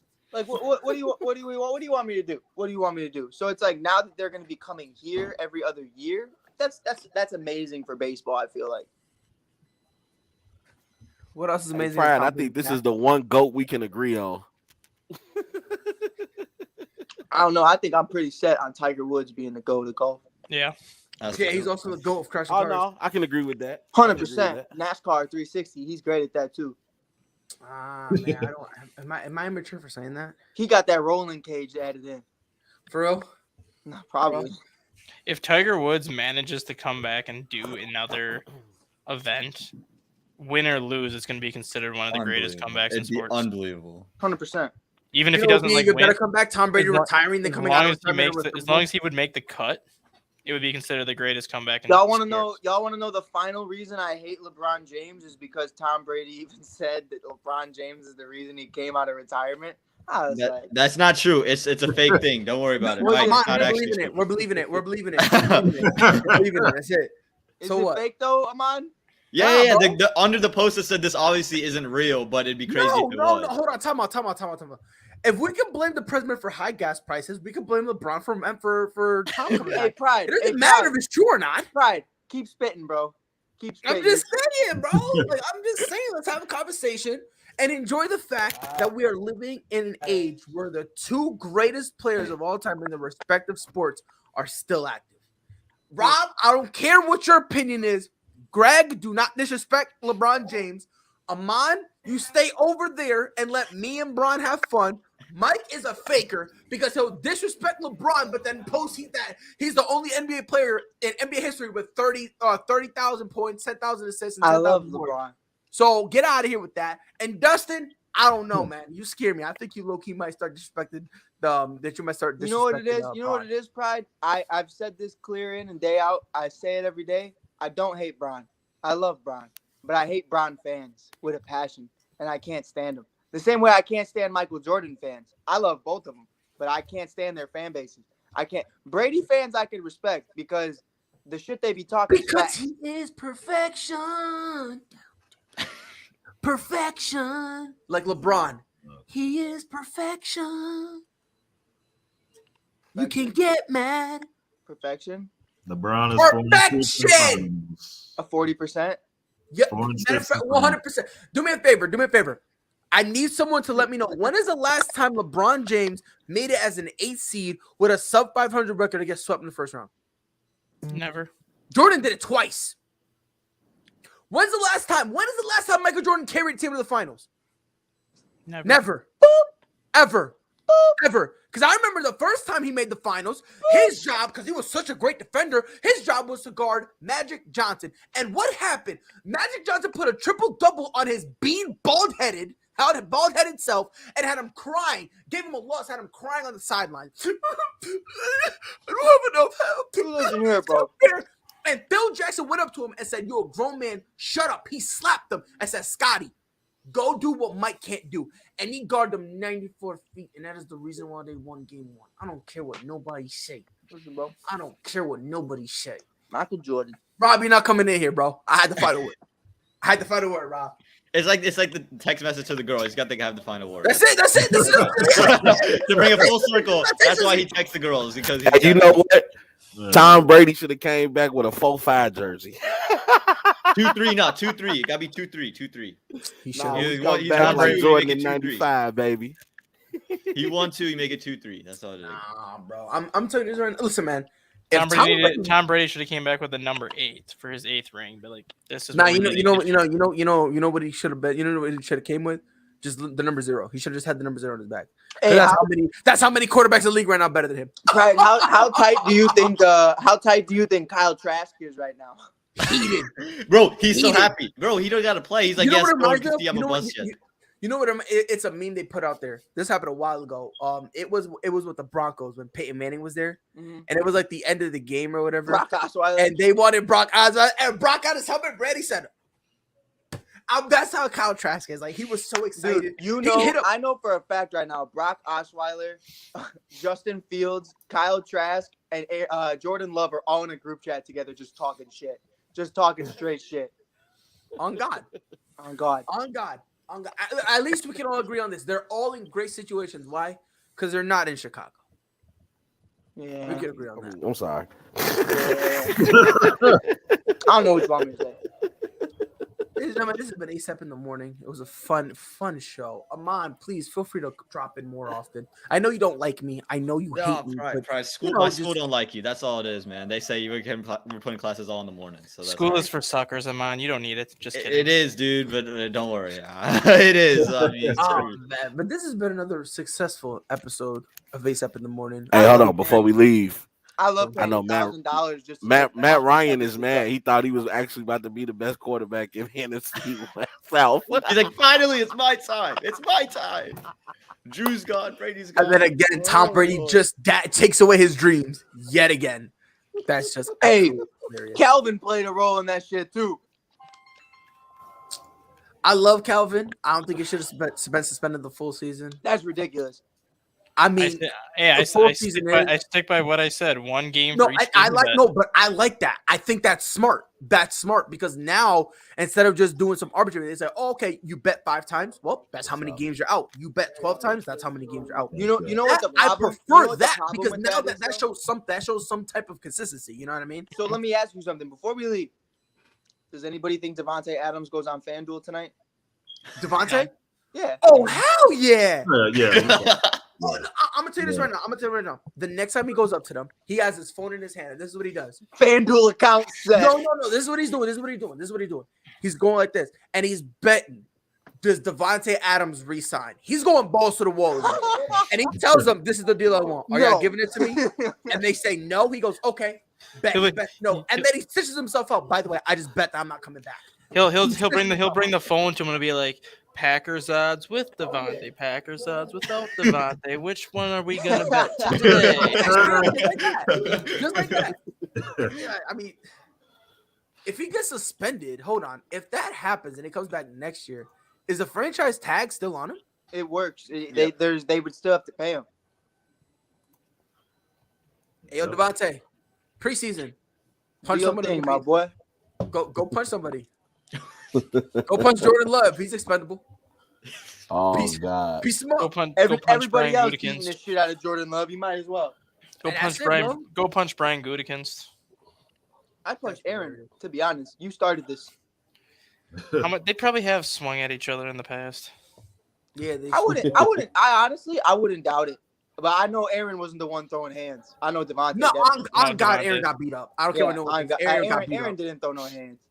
Aaron got beat up. Aaron probably said some smart. You remember when Bryce Harper got his ass beat in the dugout? I think it was Jonathan Papelbon. Yes. Brother! Like just like that. Like Aaron was talking mad shit, and Devontae probably just turned around and just mild dared at his ass. Swinging at him. And the best part about it, if you guys ever watch it, the best part is the ending where they drag Bryce Harper to the dugout to the locker room, and then all of a sudden you just see Jonathan Papelbon. Oh, God.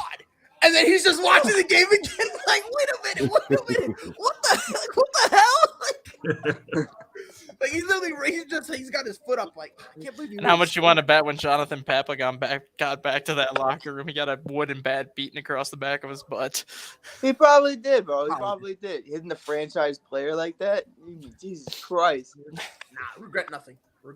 I would do it again. Regret nothing. Nah, fear nothing, regret less.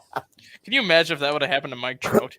Like what the Angels would have Mike did Trout that was, person. hey, I'll tell you what, Mike Trout will beat the dog shit out of somebody. No, but I'm saying Mike if somebody Trout would have sent it up. if somebody would have did Mike that to Trout Mike, all laughy and whatnot, bro, but Hey, Mike If Trout will somebody send would've you did that, 450 deep. Like, he don't give a shit. on God.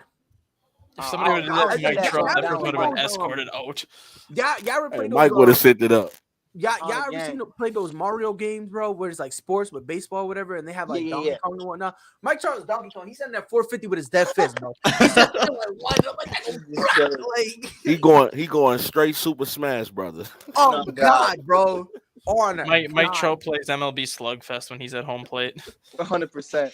Why do I feel like Mike Trout look like on some real shit? I low-key felt like he's fought someone in that organization. We see the numbers that he puts up on a yearly basis. I would love to see what he would do in Colorado for 81 games. Stick him in Houston for 81 games. Stick him at Texas for 81 games and see what he would do Put him in Houston for 81 games. That's a with that, dynasty. what he would do with that short left field bring him torch. to the White Oh my Sox. god! You know He what would he would do? He'd probably You hit know- 60 home runs a year at Houston. Nah, you know what he would do? He'll do a verb. What I call Brady straight championships, boy. Hey, Straight but wait, championships. Pride, really quick. And you know I hate the Sox, but Rob Scott said it. That's why I was so frustrated during that free agency part where they didn't get Bryce Harper or Mike Trout. Because, bro, the White Sox have all of the and Dustin knows they have all of these prospects in the world that they have on long-term deals that are dog shit cheap. Like Luis Robert is going to be a generational talent. He's getting paid $50 million. It's the same thing. They're in the same situation that the Yankees are in. They have a phenomenal farm system, and they could use some of those pieces to go get guys you'll put on the main roster. Oh, they just won't.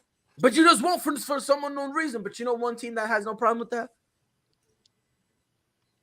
My team. Enough said. Poverty franchises. My Oh, fault. you are beneath me. Speaking of Especially poverty the Chiefs. franchises, Jarvis Landry just got released by the Cleveland Browns. Which that doesn't surprise me whatsoever. James Conner just signed a 3-year deal to stay with Arizona too. Now, Jarvis Landry, come over to New England, bro. That's what I'm saying. Hey, Stop Chiefs- over. McCorkle Chiefs- got you, brother. Yeah, McCorkle come got on. you. Chiefs, Bills, Patriots, and Cowboys are the 4 favorites to get Landry. Come Chiefs on, aren't gonna Chiefs. do anything, Come on, bro. Brett Beach. Y'all gotta stop Come on, worrying about your baby. offense. Fix your Go defense. get JC Jackson, bro. That's what you need. You need a Oh, JC we Jackson. can bro. JC Jackson this round. We're going 20 and 0. We're going Is that 20 20 and and 0. JC Jackson. You said what? We're going 20 and 0 if we get JC Jackson. God, I promise you So that's not it'll be- realistic at all. So, On so God, I promise you.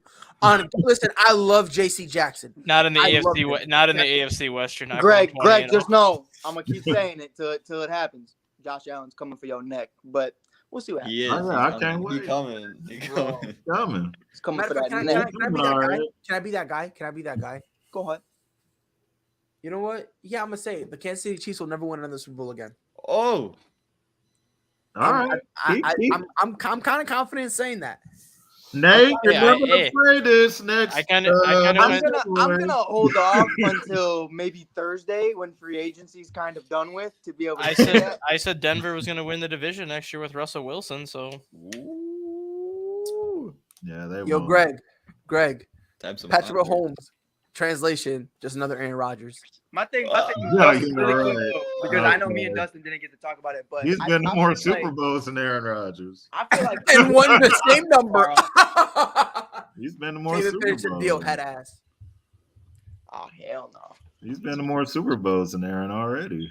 Yeah, and guess how many he has? Just as many. Hey, thank you. What do you want, a You'll participation get more. trophy? Mister, let me You'll throw get 2 more. interceptions and then blame everybody else. Mm. Mister, I thought I had it wide open, and he accidentally fooled me, and I threw an interception, and I went to tackle him, but he ran by me. Head ass. Yeah. Bro, the impression was kind of nice, Brian. That was Actually, nice. it was. I'm not gonna lie. That was Okay. kinda nice. All right. All right, Tom no, Brady's I gotta not get off winning this. Now we Super gotta get Bowl off this either. because I'm. Bad looks and bad taste in women. Could you say, Pride? Huh? What'd you say? Could you say that Patrick Mahomes had bad looks and bad taste in women? Bad looks, bad taste, bad voice, bad siblings. He's got to go home. He got to go home and just redesign, rebuild, and reclaim There's that. one. fucking Hey, there's tree. one person. I'm sorry, Greg. There's 2 people I like in Kansas City: Greg and Travis Kelsey. Everybody else, not a fan. Kick Not rock. a fan. And ready? hey, I like I Salvi. appreciate that. And ready? Hear the sad part about it? The reason no one likes Patrick Mahomes isn't Because because of of Brady It has nothing to Mahomes. do with That's Patrick Mahomes. the sad part about it. That's I the like sad part about it. Salvador. You know We one don't guy. claim Jackson Mahomes. I want you to understand. I want you to know Don't claim him. Jackson Mahomes wore a Chicago Bulls jersey, and the very same week, Lonzo Ball, Alex Caruso, and Patrick Williams all got hurt. Bad news, That magnet. kid is a demon. He's a demon. If he ever shows up to another Bulls game, I'm gonna kill him because Alex Caruso came back and that defense looked completely different. Mhm. I'm just saying this, bro, because you're calling him a demon. You know who runs on demon time? Okay. Lil Durk. Y'all got to check out that Lil Durk album. Just dropped. Definitely check it out. That's my boy. That's my brother. I'm glad you talk about just drop because guess what? Tom Brady finna just drop everybody in the NFL, boy. Stop playing, bro. Come on now. Tom Brady, another Super Bowl. Can we be real though, Pride? Like, I feel like everyone saw it coming because that's the only reason I felt like you didn't hear anything from Gronk. You didn't hear a word from Gronk. Bro, did y'all hear the free agency. podcast he was on that Brady was on talking about his retirement? My man said, I've been hanging with the kids for 5 weeks now, so it's we'll see what happens and what we When continue to do. I heard that, I was just like, I just thought that Tom was just, I thought he was gonna take the year off, and then whatever happens, happened. I didn't expect it to be like this. Bro, Cristiano Ronaldo said to the man, "It's like you finished." He's like, literally. Guess what, Mike? He's like, We're about to see how angry Mike Trout gets in a hurry. Why? Joe Madden put out a Twitter message saying that he is going to move Mike Trout off of center field and did not talk to Mike Trout about it first. I love him. Mike Trout found out via Twitter that Joe Madden plans to move him off of center field. I don't think he cares. I hate Joe Madden with a passion. If I'm him, I wouldn't care. I mean, let's be honest. That is probably the most obvious move for him. Yeah, it's a lot of work. Let's be honest. That's like the most obvious move for him. I don't know. Like, the problem with Joe though, like Joe just don't care. Joe just be doing shit to be doing shit to see that he's the smartest guy in the room, and in all reality, he's not. Like, he would do. So Joe Madden, in my opinion, as good as he was with the Cubs, he held them back. Single-handedly tried to lose that World Series for them, and yet the Cubs said, "No, you're not going to take this from us. We will win it without you." Right, and that's 100% what happened. The fact that you use Aroldis Chapman in a game that you're winning 9-2. No, the fact that you use Aroldis Chapman in Game 6 of the World Series when you're winning 9-2, no reason for it. No reason for it whatsoever. 100%. The fact that you bring John Lester in the 6th inning of a Game 7, knowing that the only way you bring in John Lester is in a clean inning, when Kyle Hendricks is completely shutting Cleveland down, no reason to do it. Then you bring in Aroldis Chapman in the 8th inning, knowing that he threw 64 pitches in Game 5, knowing that you used him in Game 6 when you didn't have to, and his velocity is 7 miles per hour down than what it was in Game 4. Those 3 decisions right there almost cost the Cubs the World Series. Yeah, and that's still figured out how to win that. No, they didn't. No, yeah, he did. No, Pride, real shit. No. Ask any Chicago Cubs fan. And this is why I can't stand Chicago Cubs fans. Y'all won y'all ring. Congratulations, and y'all deserve it. Stop trying to make it seem like it was that hard. Like the Chicago Cubs fan base always trying to make it was us versus the world, even our own organization, and we wouldn't expect. No, knock it off. I ain't saying that at all. I'm just saying, like, you needed Aroldis Chapman to keep pitching because this is a Aroldis Chapman problem. When you don't have him pitch and he comes back, yeah, his velocity is still there. Holler at me about his command. His command is even worse when he doesn't pitch for 2. Why do you think the Yankees, after they had him, why do you think the Yankees still have him pitch in games that are double-digit wins or losses? Why do you think they still have him pitch? Because he needs to. Because he's a rhythm guy. If he doesn't pitch, especially the fact that you're not making him pitch like 50, 60 pitches. Like, that's not the case. Like, right. Like, no, my thing needs to pitch every game.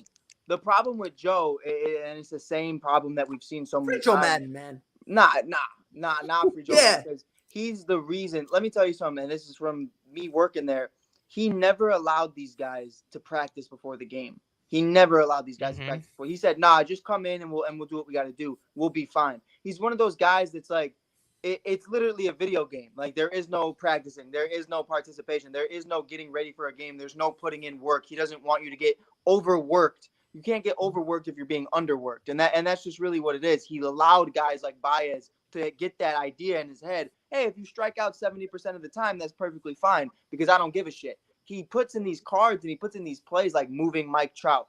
He does stupid shit and hoping if it works, he looks like the smartest guy in the room, but 9 times out of 10, it's not going to fucking work. And that was my problem with Joe, is just his lack of understanding. Like, okay, here's what you should do. You do it 9 times out of 10, everybody's going to do this, and it's going to work. But you want to be that one guy that gets pointed out as, wow, he was a genius because this worked, and then it looks awful. Then it looks horrible. And it's like, why are we doing this if you had no reason for doing it. And the Aroldis Chapman thing, it is what it is for me personally, Dustin, because it's like you knew he was a rental anyways. So it's like I would have just used every single last pitch I could get out of this kid. That's just how I personally felt about it. I would have too, but in Game 7 though, you had Kyle Hendricks shutting down Cleveland. And why you pulled him at 61 pitches? One single inning that could have changed. So you bring in Big John because he's more proven. You got a good 4 or 5 out of Kyle, and that's perfectly fine. Yeah, you bring in Big John, and the first pitch he throws was a 58-footer in the dirt that allowed 2 runs to score. 100%. 100%. Yeah, but Hendricks would have done that same thing, though.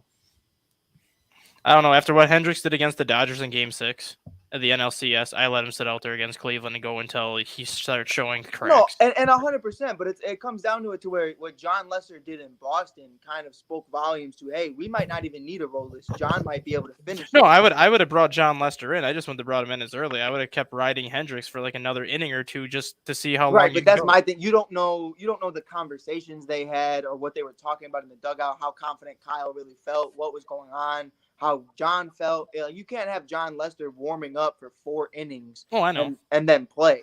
So he warmed him up too early, and then you kind of have to just go with that hand. I don't think he expected Kyle to be as dominant as he was.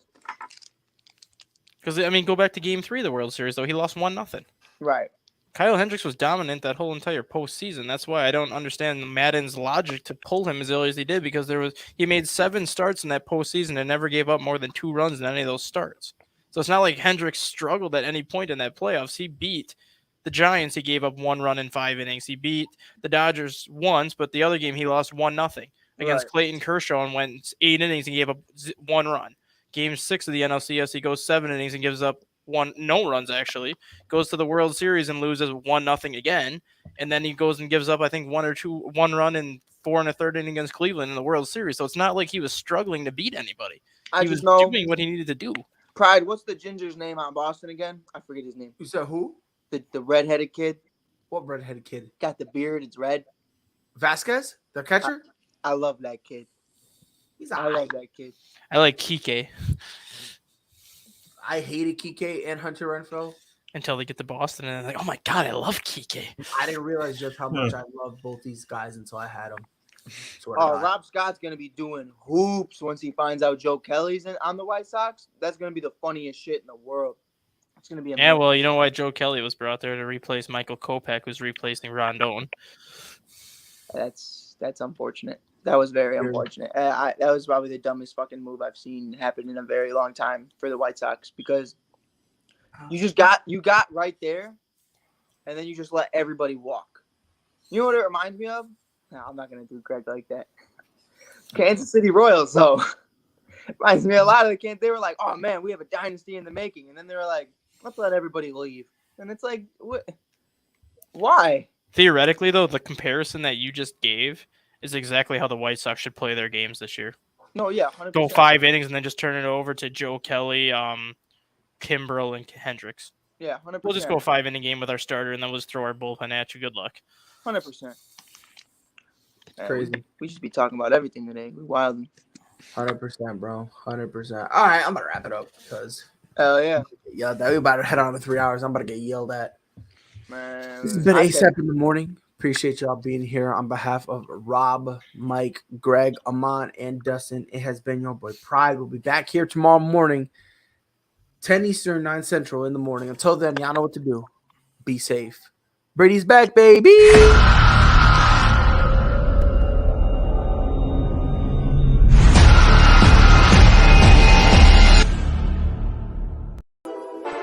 Whole sports all plays.